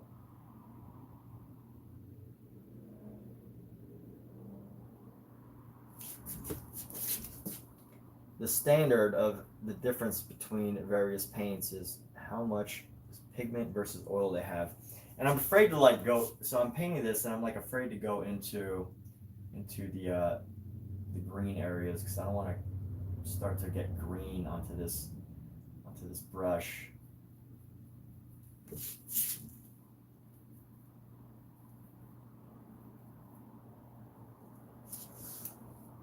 All right, you're doing a couple more black sand paintings that are much bigger and maybe playing with oil sticks again. What else am I working on? This is the only piece I'll be working on mainly for at least maybe like a week or so. I think I'll need at least two to 3 weeks on this piece. And I'm not talking like 8 hours, 12, 13 hours a day.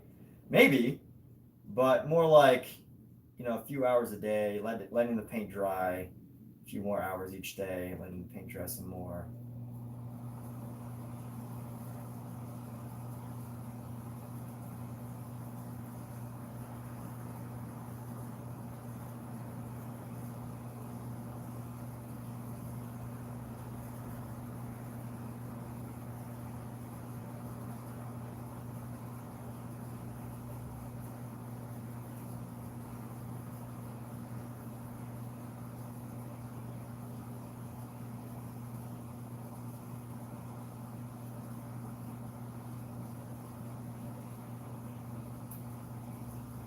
But yes.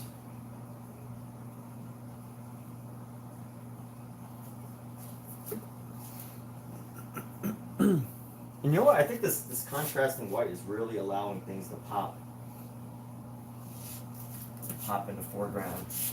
So this is great. This is wonderful. This is fantastic. This is amazing. This is the greatest.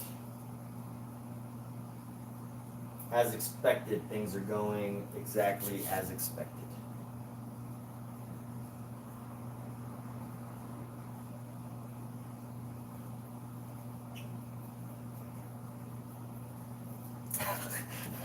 Yeah. What else am I working on?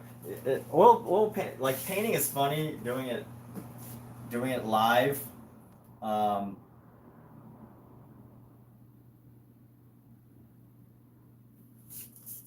Because it's like, if you're talking to like someone who's not an artist, or hasn't used oil paint, they could be an artist, but like someone who hasn't really used oil paint is funny because, there's a point of a painting that's called the ugly phase, and not every artist has an ugly phase. Honestly, like some artists are just so good that there's never an ugly phase. But I do think that comes from really good design right at the beginning. So if you're you spend maybe a couple hours planning out the painting, and then you transfer the exact design, exactly. But if you're painting live, you can't always do that because I don't have you don't have the transfer tools to do so. That said, that's not an excuse. But anyway, I am saying that it's funny trying to describe the ugly phase to people who aren't familiar with painting, because it almost sounds like when you try to explain it, like if you try too hard to explain it, it almost sounds like you don't know what you're doing, right? Like, oh yeah, no, I'm just in the ugly phase right now. Like oil paint's great because you can rework it and you're really building color on top of everything, and you really have a lot of time to work. But it almost sounds like kind of goofy, right? Like, so you're just gonna like keep working it? You mean like it's not you can't finish this in 60 seconds because TikTok? Because I saw a 60-second reel on TikTok of someone finishing a painting in 60 seconds. You mean you can't do that? And it almost feels funny, like having to explain.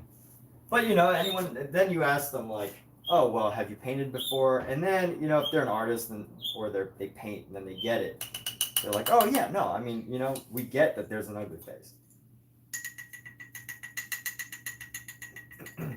But if you try to explain an ugly phase to someone who doesn't paint and like doesn't have a desire to do the arts,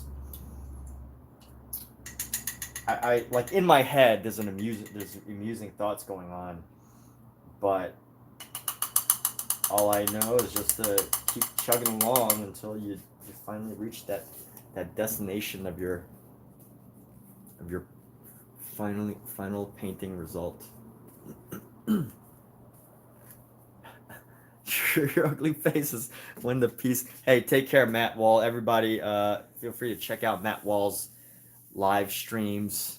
I know Matt Wall does some live streams, but does some interesting artwork. He's using real materials from the Los Angeles fires, dirt and soot, and really interesting. That multimedia ability is fantastic.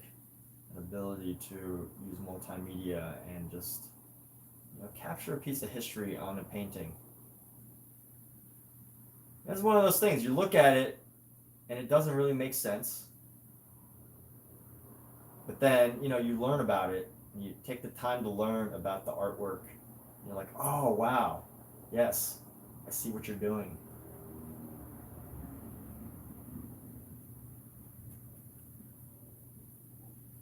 I think that's also where a lot of artists can have trouble.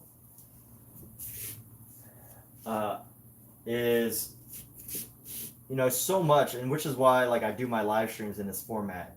I do my live streams in this like stream of consciousness format where like almost nothing. Most of my thoughts are spoken. whether they be good or bad, as far as like how they reflect on, you know, my artistic ideas. But you know, there's so many thoughts that artists have that just like go unspoken, unshared, unknown, that contribute to the full piece. Yet, you know, so much of it is literally just judged by the one glance that you have of that one specific painting. Just that one momentary glance at a painting. And I don't want to make every painting sound like super deep or anything. That's not what I'm trying to get to. I don't want to make everything sound all deep and precious and stuff. But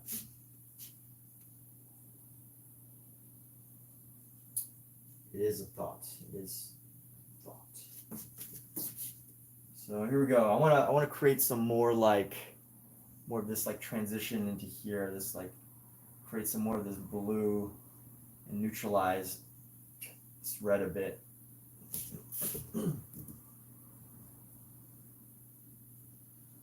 So it's like a yellow. I want to neutralize this yellow just a little bit.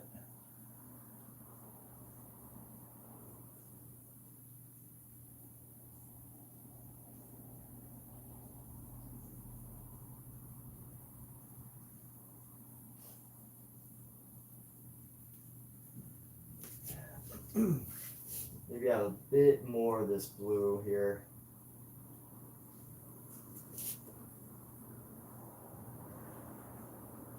And then blend this in with our, I want to create like, not a swirl, but just like a tiered layer of just this beautiful color intermingling with each other.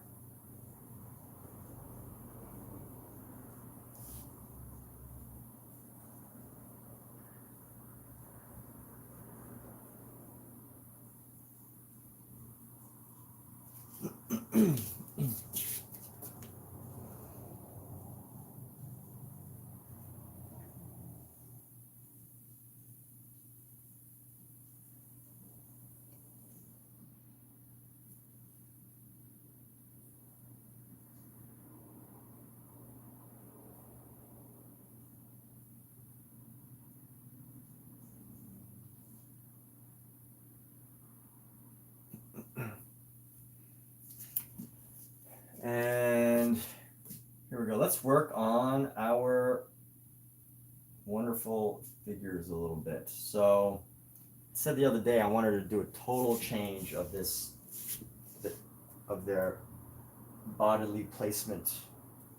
I'm totally changing their bodies. So she's actually going to be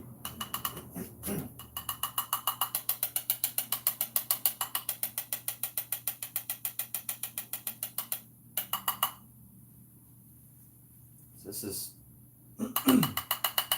going to be an almost total paint over.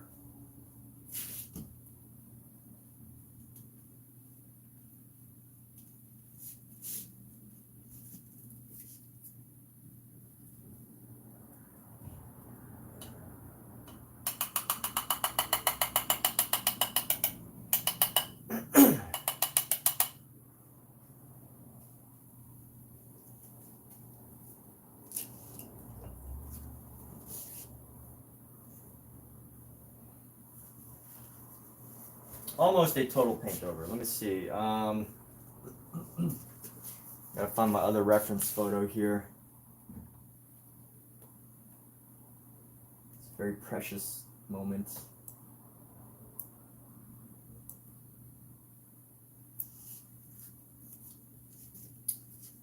And how do we do this? So her shoulder's gonna come like right there. So I need to use this black. We're gonna bring this down.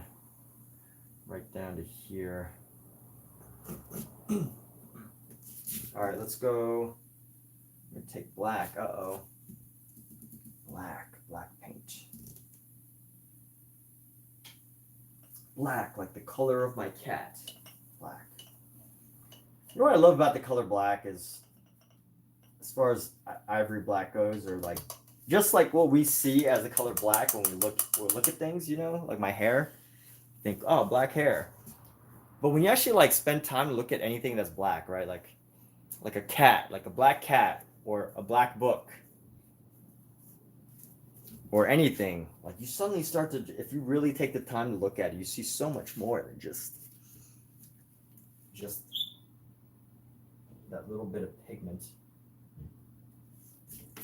And what do we got to do now? We're going to go,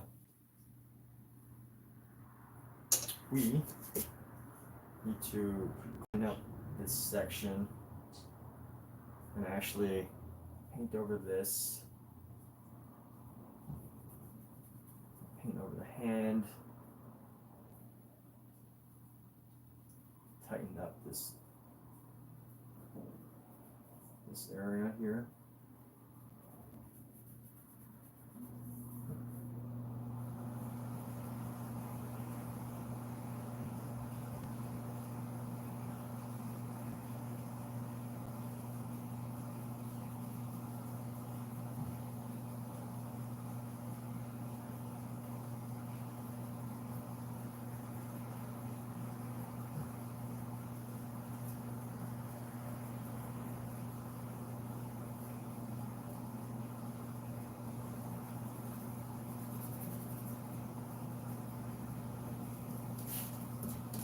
So luckily this is the color black, which is a great pigment to use to paint over something. You know what I should do is I should redesign the white area first. You know what? No. Let's see, how should I do this? I'm trying to think of a good way.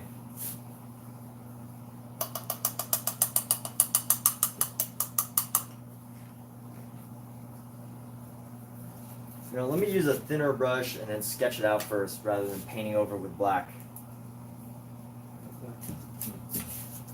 How should I approach this?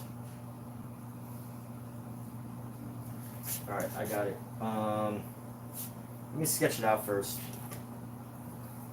I'm going to use like an off-white color. And we're going to go from her shoulder, from the back of his head. She'll like be like right, our finger around the back of his head. And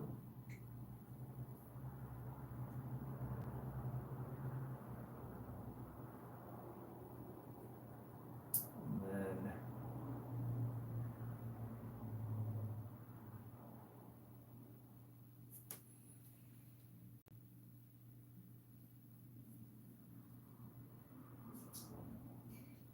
that'll come down right to his hairline, right there.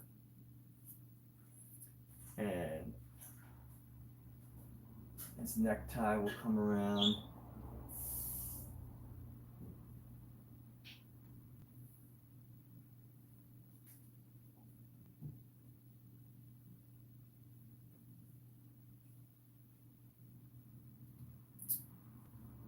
And his shoulder, this should come, her elbow should come right down to about where his shoulder is.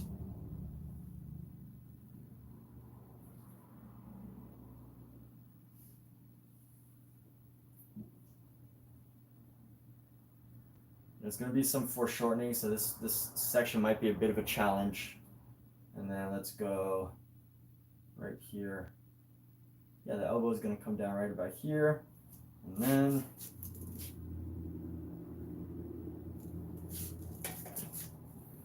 let's go like this. Bring this down. Leave a little bit of space under the chin there.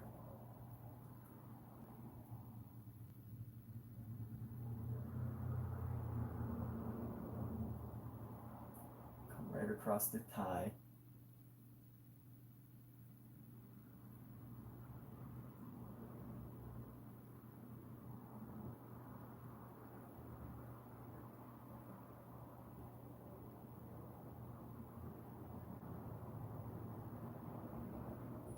Right like this, come around, and bring this back a little further to make her shoulder more accurate, and this will be, so pretty much go straight up.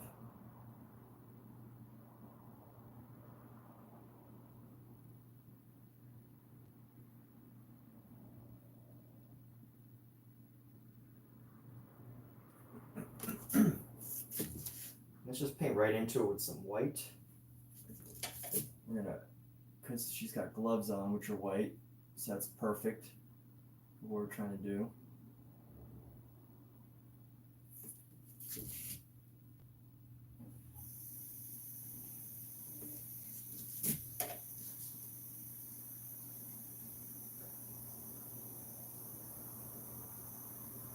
And luckily the under layers of all this like white is already dry.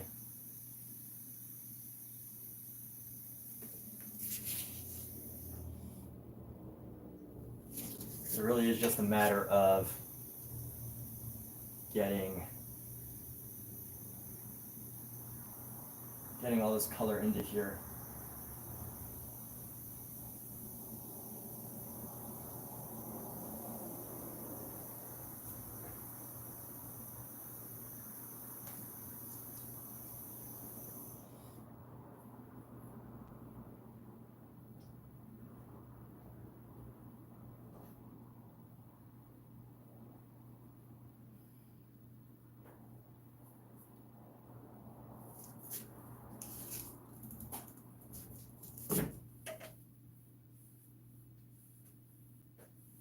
Simba.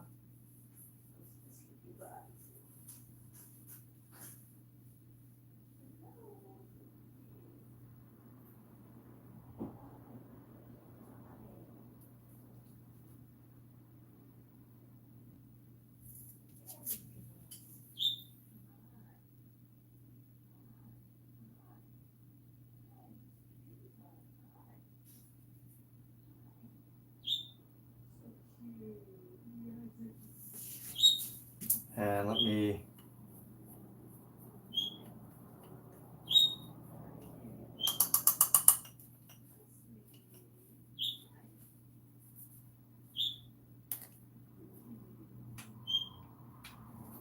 clean off this brush here.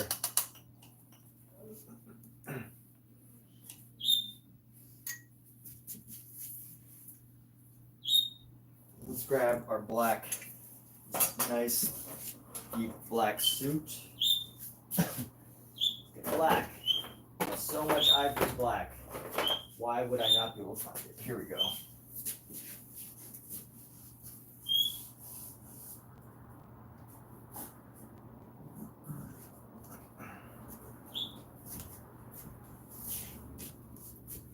So here we are. This is a total paint over of this specific section.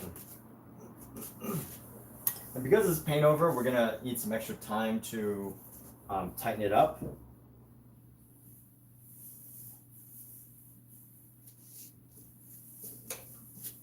But for now, really the important thing is to paint over the rest of this body right now.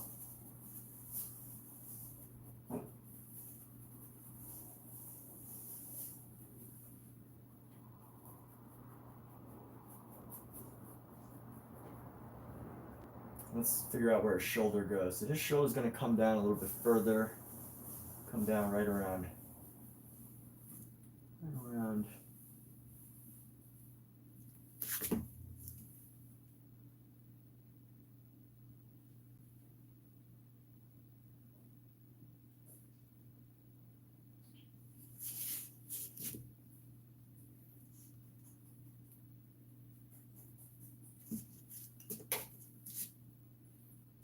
Bit more straight down here.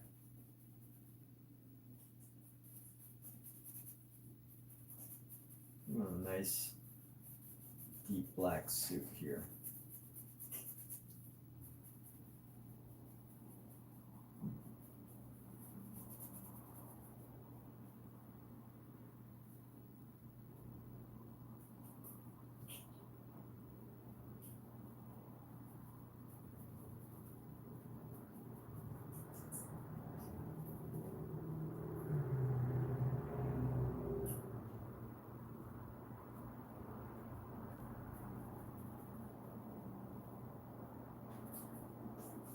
And here's what needs to happen. So I don't want to go into black on her except for where the arm needs to go.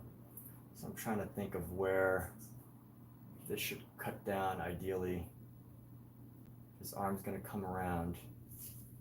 So ideally we got to get from this part, from the top of the shoulder down at an angle just past her chest, so like right down here. I think this would actually work right here.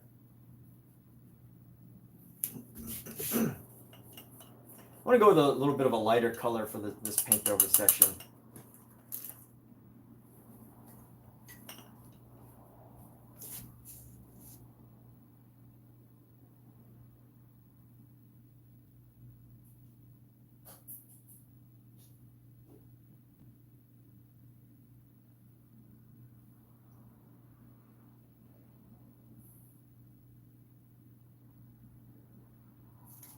Ooh, there's a lot that needs to be reworked here, because now we have the what do you call that? We have the dress. We have the veil here. So I'm trying to think. I don't want to design this veil.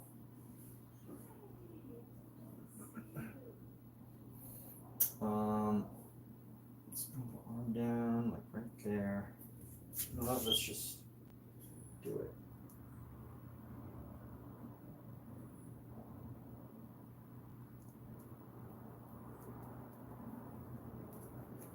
Let's just do it. We're gonna go, so arm's gonna come down right here.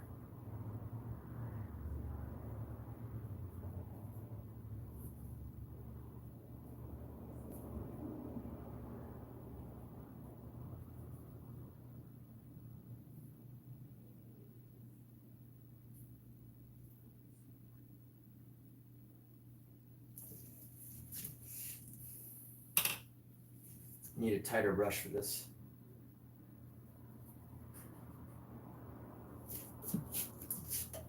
Let's go right around here.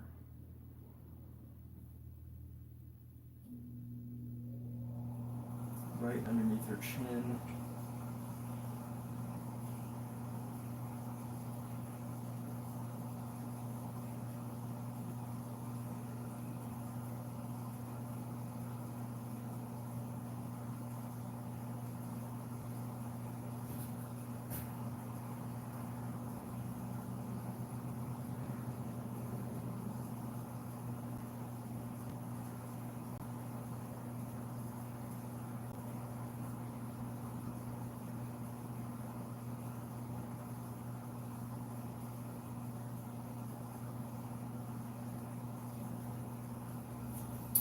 All right, and here we go. So we're gonna bring this.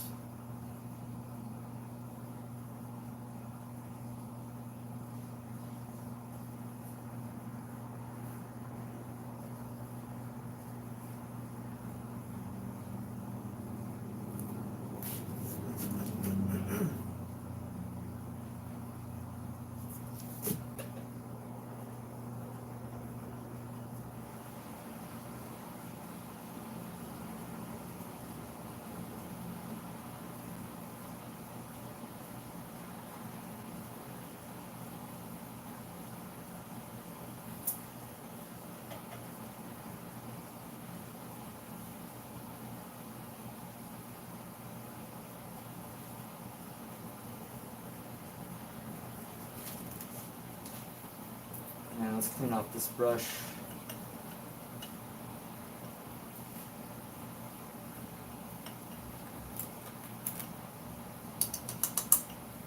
And the way I clean it is I literally, like, between every brushing, I stick this in what's called minerals. Sardor. Sardor says, he thought I was a beautiful treasure. What's going on, treasure? You've been here. Thank you. Oh, the Doge, yes. Sardor says, Sardor wants me to get a haircut. Nah, I'm not getting a haircut. I'm gonna keep this haircut. Oh, so I was like sitting with my hair like this. You know, if anybody is actually curious, I'm going for like the ancient Chinese haircut. Ancient Chinese men, like from 2,500 years ago, used to all like do long hair, sometimes in a braid and with like a little knot on top. So I'm just going for that. I'm embracing my ancient Chinese culture. I'm embracing ancient Chinese history.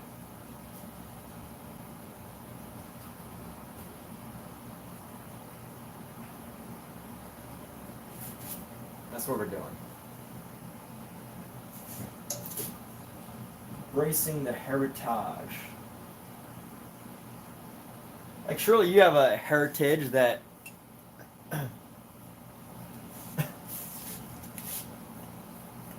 Sardo, what are you doing here? How old are you? Where are you from? You're being weird.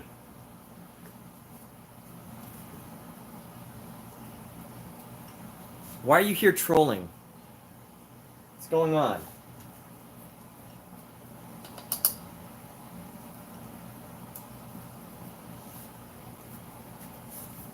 Why are you saying weird, bizarre, unusual things?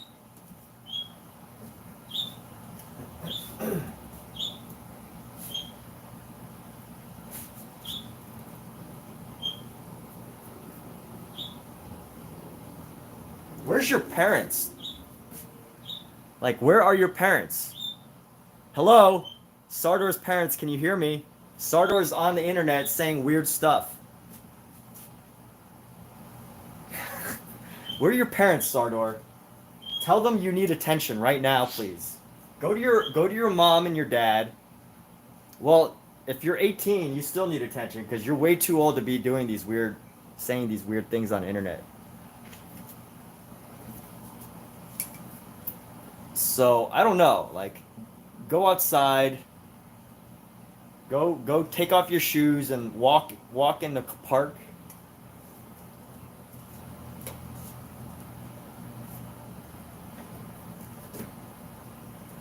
Where are your parents, Sardor? You need them. You need them more than anything. You need your parents, dude. I can tell by how you use the internet.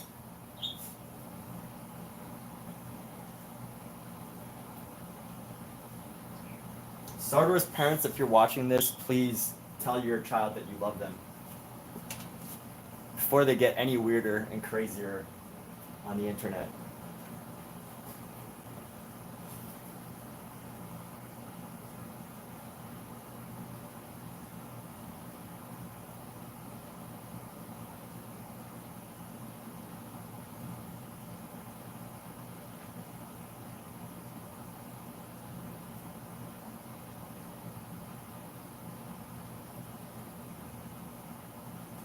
I've seen these patterns before. Well, okay, so let's not say weird. Creepy. Weird is cool. Weird is awesome. Be weird, right? But don't be like creepy,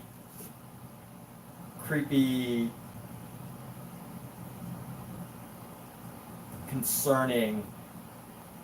Like, you know, don't be like creepy, concerning. Don't like make people question.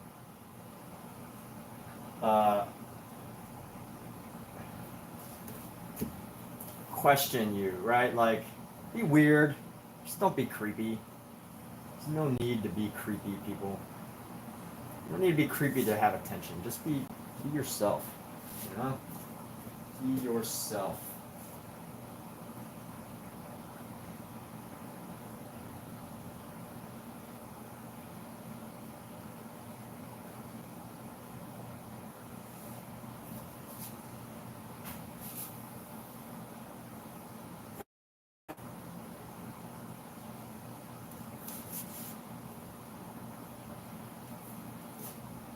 Sardo, you can be weird,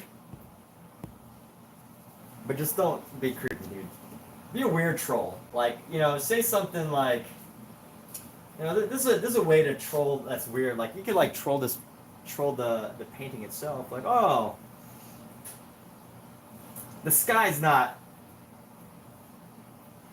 doesn't look like that.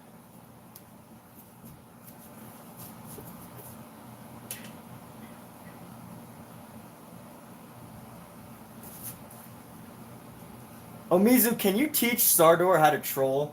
Omizu has like 75 years of trolling on you, Sardor. So if you need a trolling mentor that will actually like get people to like you, you should pay Omizu for trolling mentorship. All right. Well, apparently Omizu approves. So, whatever. I mean, what can I say there? I can't say anything there. If Omizu approves of your trolling, like, that's it. That is it. He is the final word. Omizu is the final word on this activity, and therefore.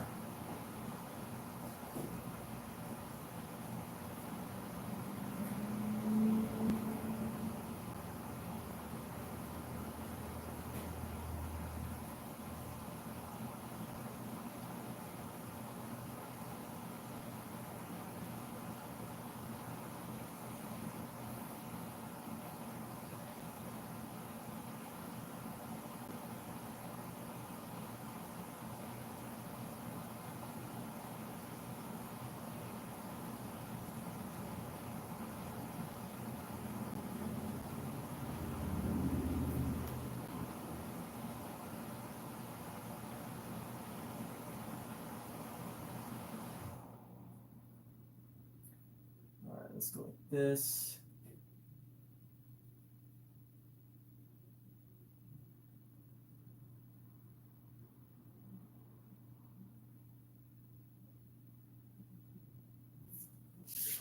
I guess if you got a rise out of me, you kind of won. You did your job.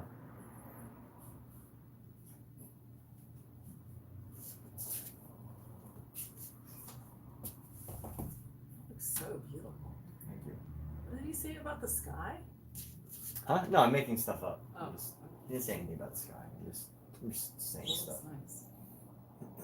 I love it.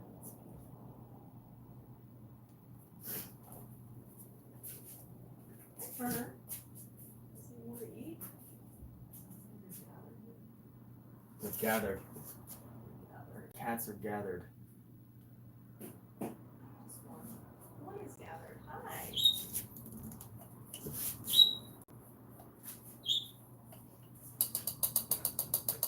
Starter 1, Emmett 0.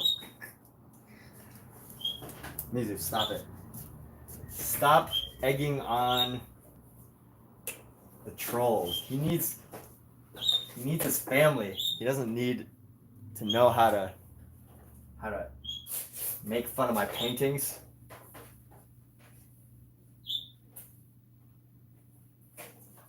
It's lunchtime. Yeah, lunchtime, dinner time. Oh,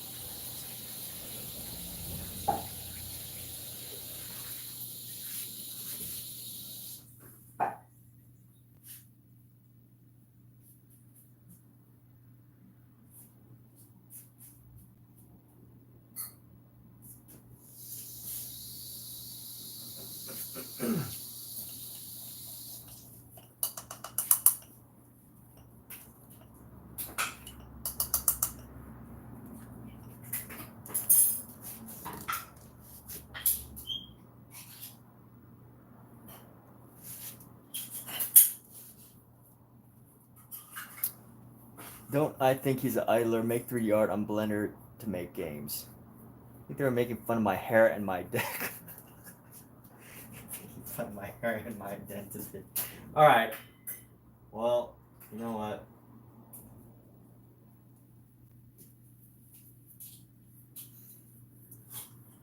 That's not nice. It's not nice to make fun of my hair and my identity. Mizu, where's your cats? Go play with your cats and leave me alone. So Amazon Live, if you're watching, I stream on YouTube too. So of course, you know, you will get a wider range of the people that visit your live streams on YouTube than you will Simba, you wanna eat? Or you wanna die? on Amazon. Hence all the weird conversation that we're having. Okay, that's why there's some weird conversations going on. I'm not weird. The YouTube live streamers are weird.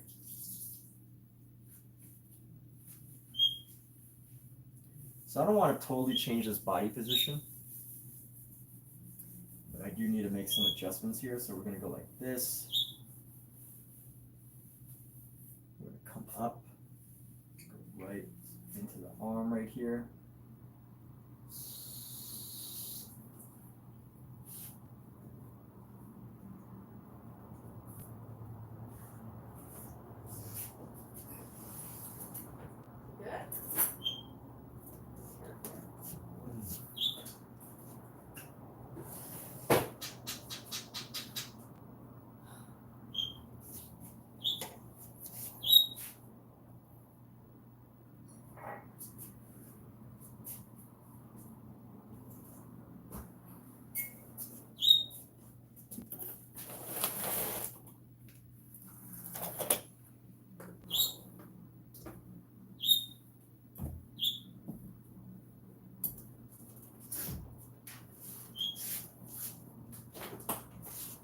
Now let me I can actually bring this highlight to this part of the face, like right here.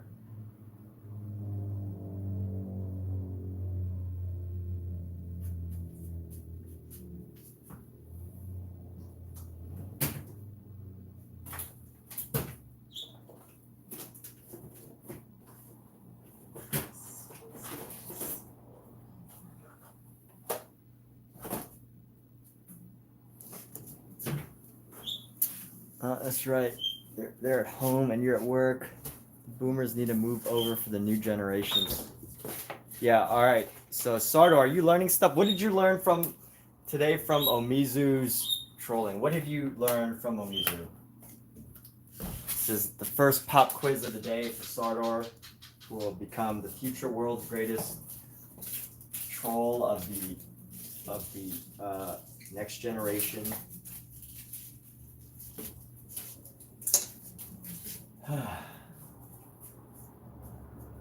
Next generation trolling, Gen P. Really? 3 different roses at me? So they're turning up their noses at you? Food. What? How dare they?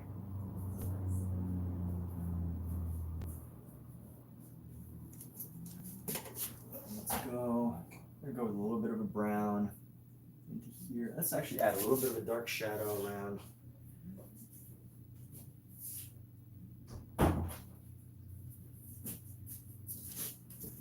Lisa, what do you do for your cats when they don't like your food? How do you punish your cats? That's funny. They don't want to eat it, they don't eat it. Kidding. Put it away in a little while. Kidding. Don't punish your cats. Gosh. Cats punish you. Serious. The cats punish you. They do. Yeah, if they don't like your food, they'll pounce on you.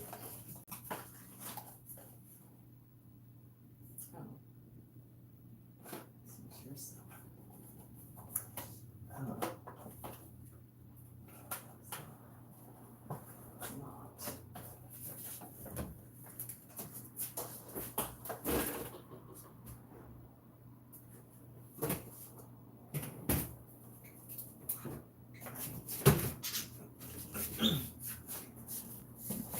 Well, let's find this. After you're done streaming, let's clean up the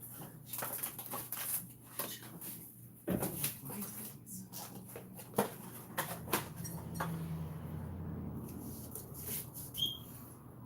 They eat Doritos. What's up, a subtlety? Your cats eat Doritos? That's cool. I mean, I don't think it's healthy, but it's kind of cool, right? Bird eats a lot of words.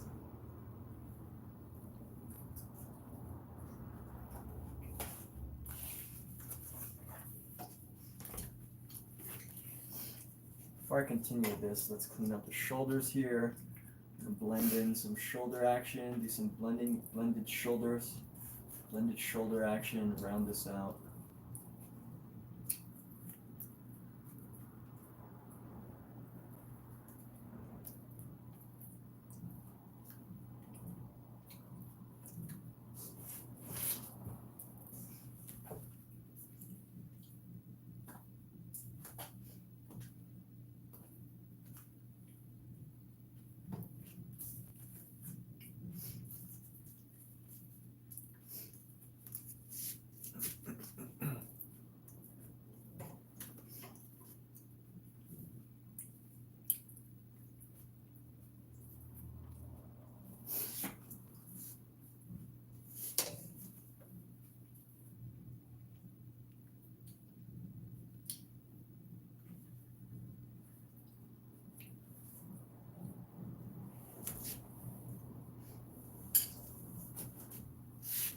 Let me grab my other reference now. I'm working in between reference photos, and they have different color variations in these reference photos. So I'm really doing my best to try to find this in between. It's like in between color.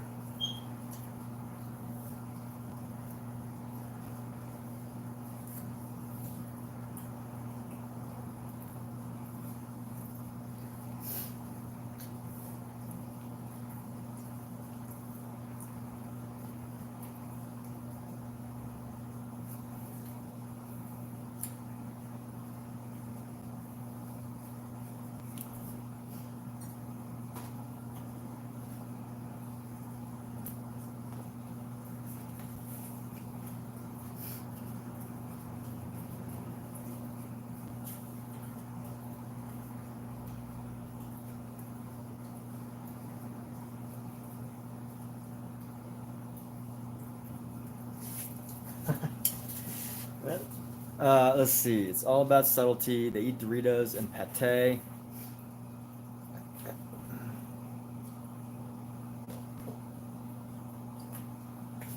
I think we're getting somewhere. We are getting places, people. We're getting in a direction that we can be proud of. I can already see, you know, this is where a lot of this stuff starts to come together.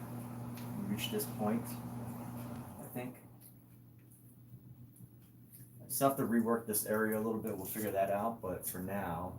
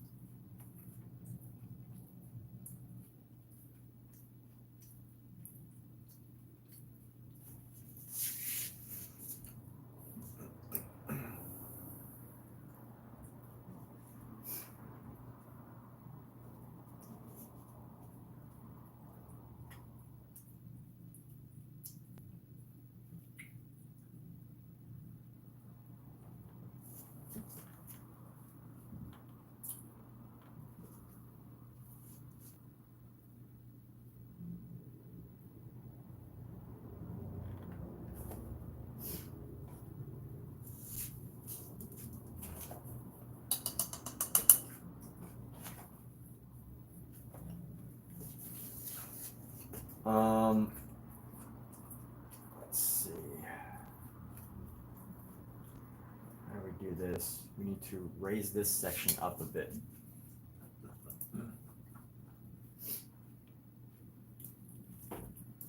Raise this section up, bring up the white here. Bring up the white so it doesn't, this thing doesn't look so clunky.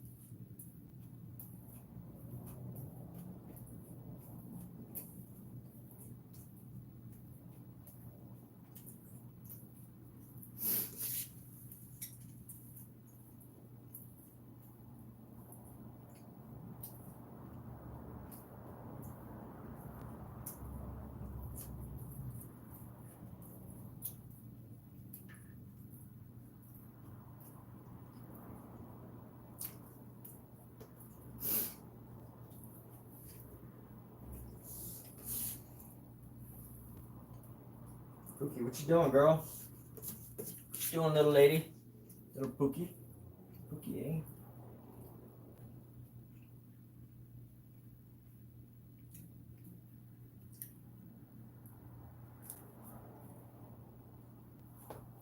I'll thin out his arm a little bit.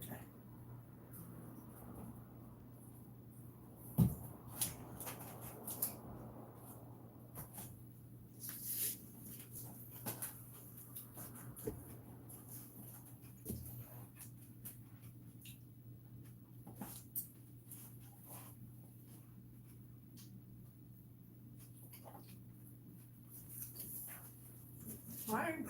Hi, baby.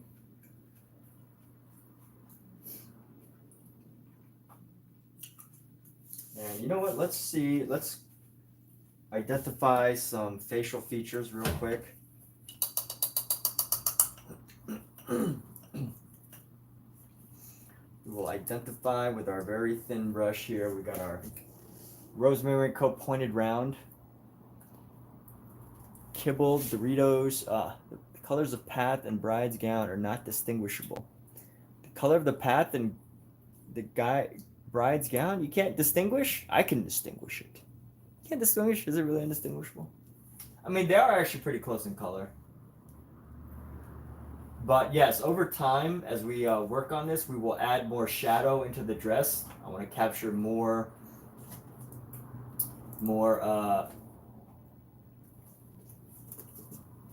features of the dress. Ooh.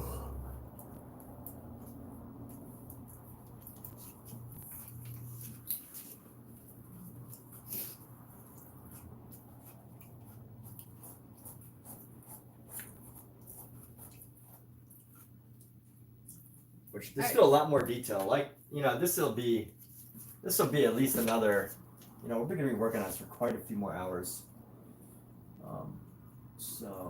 So everybody here, you have something to look forward to. Got a nice long painting to look forward to.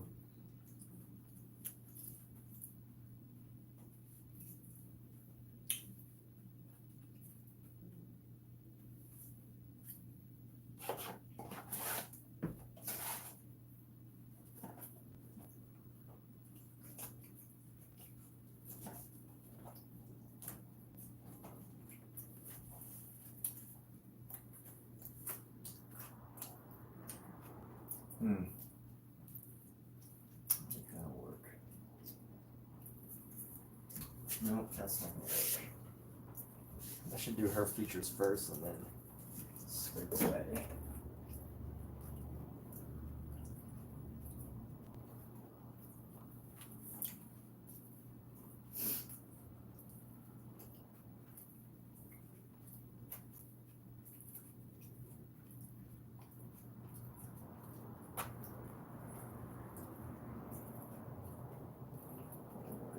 Boom. Right here, add some shadow on his face.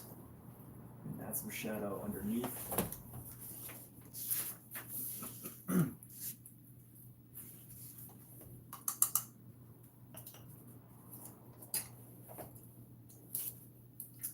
let's actually add some detail to the top of her eyebrow here.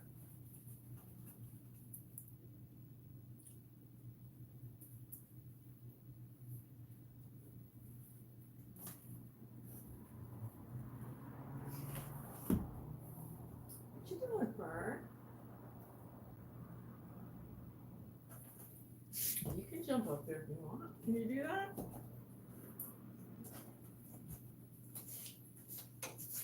And then identify some of the details around the eye. She's going to come right into here. Nice.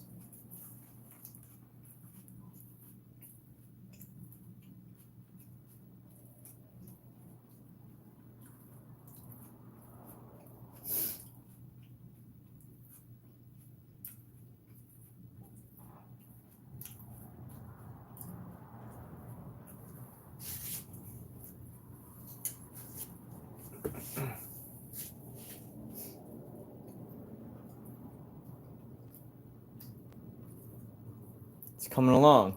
Yeah, we've been trying to point colors. Mizu says I'm still working on it. Thank you. Wow. Okay. There we go. A little bit of support from Mizu. Goes a long way. What's up, Pookie? What's up, baby girl? What you doing, huh? You sleepy? Little sleepy girl? Yes, you little blinky. Little blinky girl. Little blinky girl. Sleepy blinky.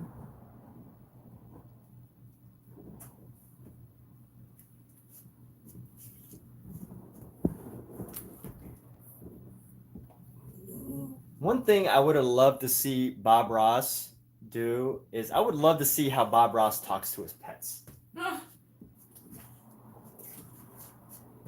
Wouldn't it be cool, like, to see how... It would be fun to see how celebrities... That would be a fun, like, journalist YouTube video is how do celebrities talk to their pets?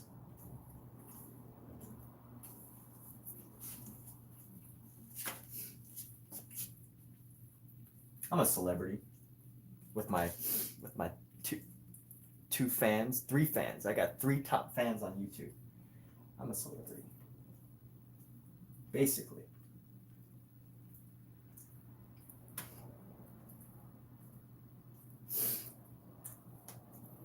But, you know, more importantly than whether I'm a celebrity or not, I couldn't be one without the wonderful people on YouTube. Make it all possible.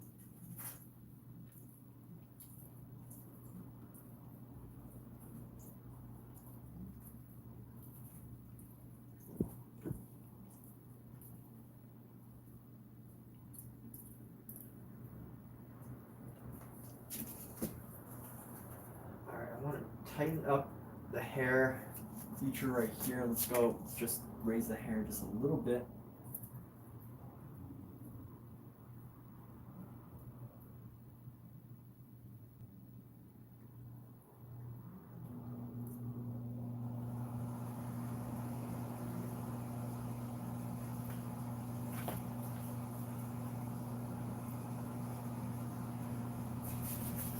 Give the hair just a bit more density.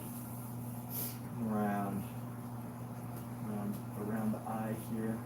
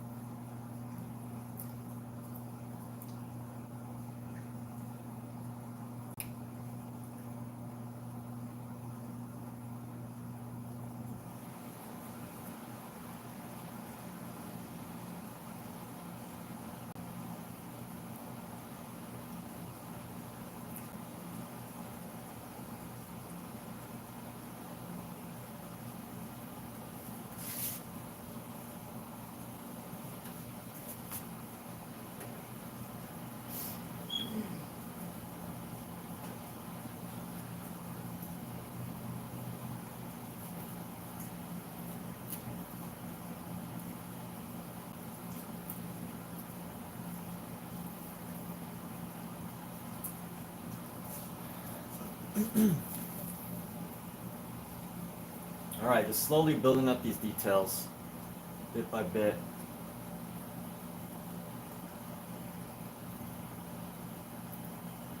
We are getting closer, much, much closer, every step of the way, every day. In every way, this painting gets better and better. So some motivational words. Do I have OnlyFans? To answer that question, no, I do not have an OnlyFans. Stardor says he's Wager.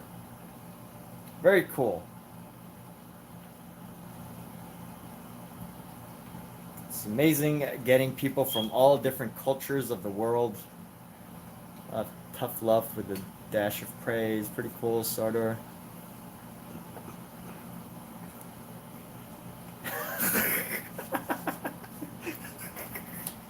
Pookie, I'm not laughing at you. Not everything is about you, okay?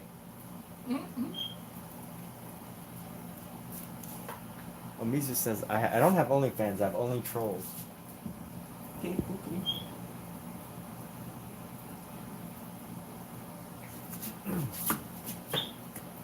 Like, who... Vote if you think that it would be an awesome YouTube video to see how famous people talk to their pets. Like, how does Brad Pitt talk to his dog? I'm guessing he has a dog. I don't know. How does Angelina Jolie speak with her cats? How does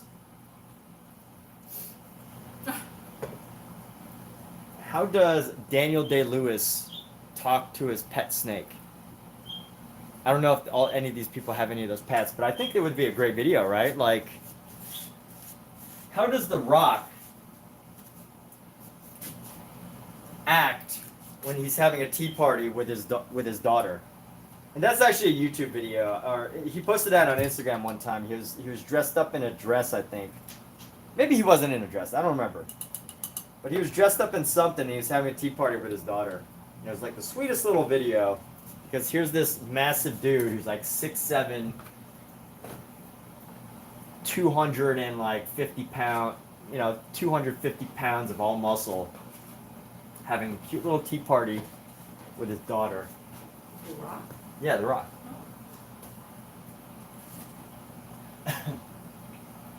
Little tea party with his daughter.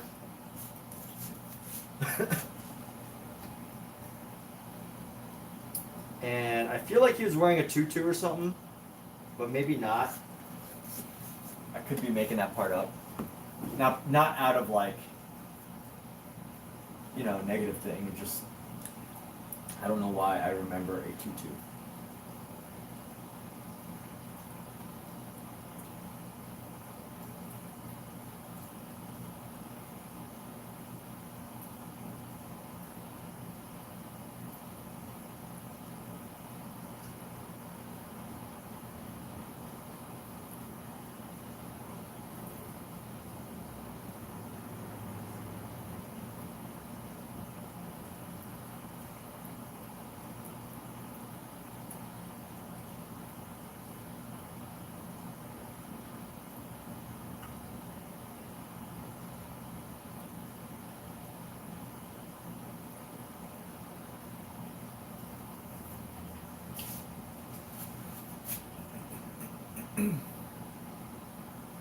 What's up, little Pookie?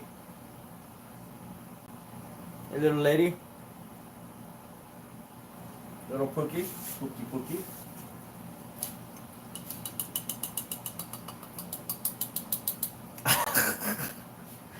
Omizu, you don't like Brad Pitt? Brad Pitt is my mom's favorite actor. I met Brad Pitt one time. I worked on his movie, Bullet Train. I think, you know what? I think Brad Pitt, I know I'm not really allowed to like talk about stuff that I've actually witnessed on set, but I think Brad Pitt is actually a pretty funny guy. He is a funny guy. He's a funny guy. Brad Pitt. Brad Pitt is funny. He's a funny guy. He has a sense of humor. He's good at improvising. Like, he was doing a lot of improvisation, and I would say that I was pretty impressed with his one-liners.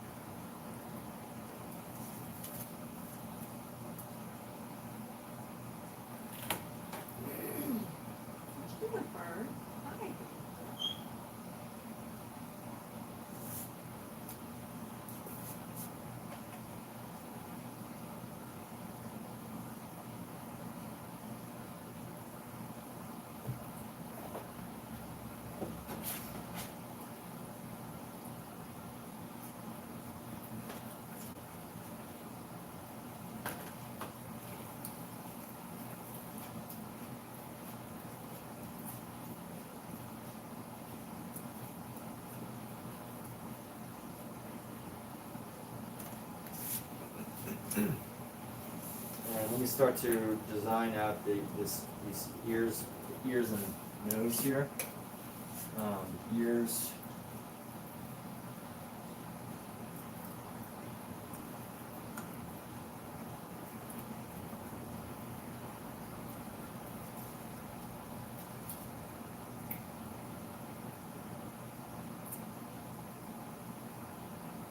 And maybe her ear gets a little bit of a highlight right now.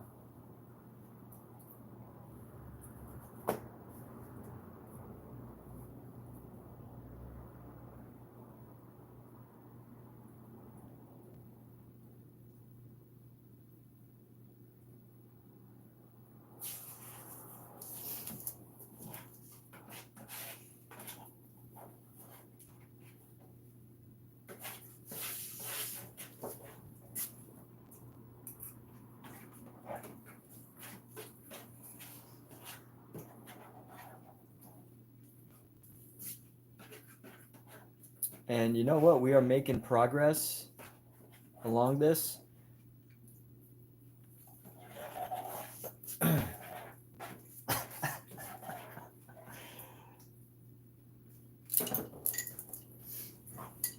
Sardor, the secret to trolling is to troll the person that you're actually watching.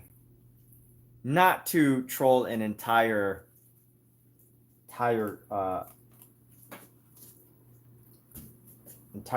group.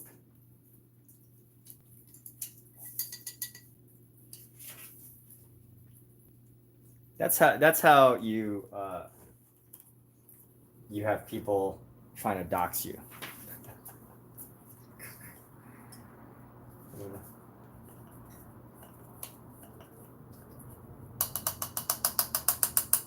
Anyway, hey people, we're gonna take a little break here. We've come quite a long ways. Still have quite a long ways to go, but you know we are definitely making some good progress here.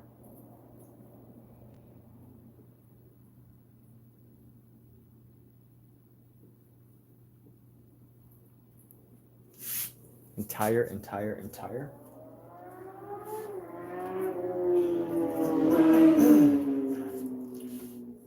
All right. Well, here, look, I'm wrapping up now for at least a couple of hours before I start back up again. But, you know, I'm sure Omizu will have a live stream. Therefore, if you want to go make fun of someone's looks, go to Omizu's channel. Omizu could have his ego pulled down a little bit. He totally could. His artwork's way too good.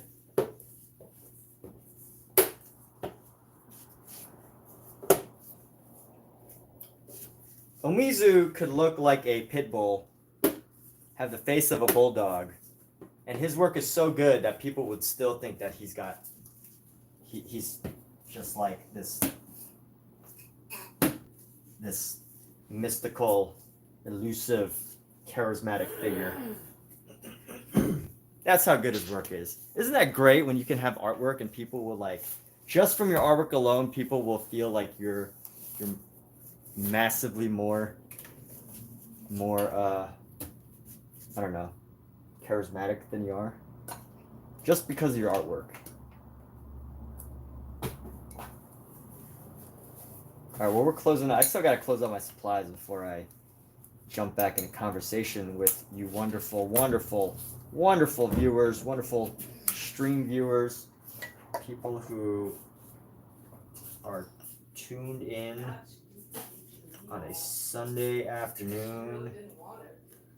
Because here's the thing, with net, you know, I really am grateful. Out of all the streamers in the entire world, I would say that I'm probably one of the most grateful because for viewers, because I realize that right now, at this very second, you've got Netflix, Amazon Prime, Hulu, Twitch, Kick, what other, Vivo, I don't even know if that's a thing, OnlyFans, Instagram, TikTok, television, you know, any of these other 1 billion things Yet here we are.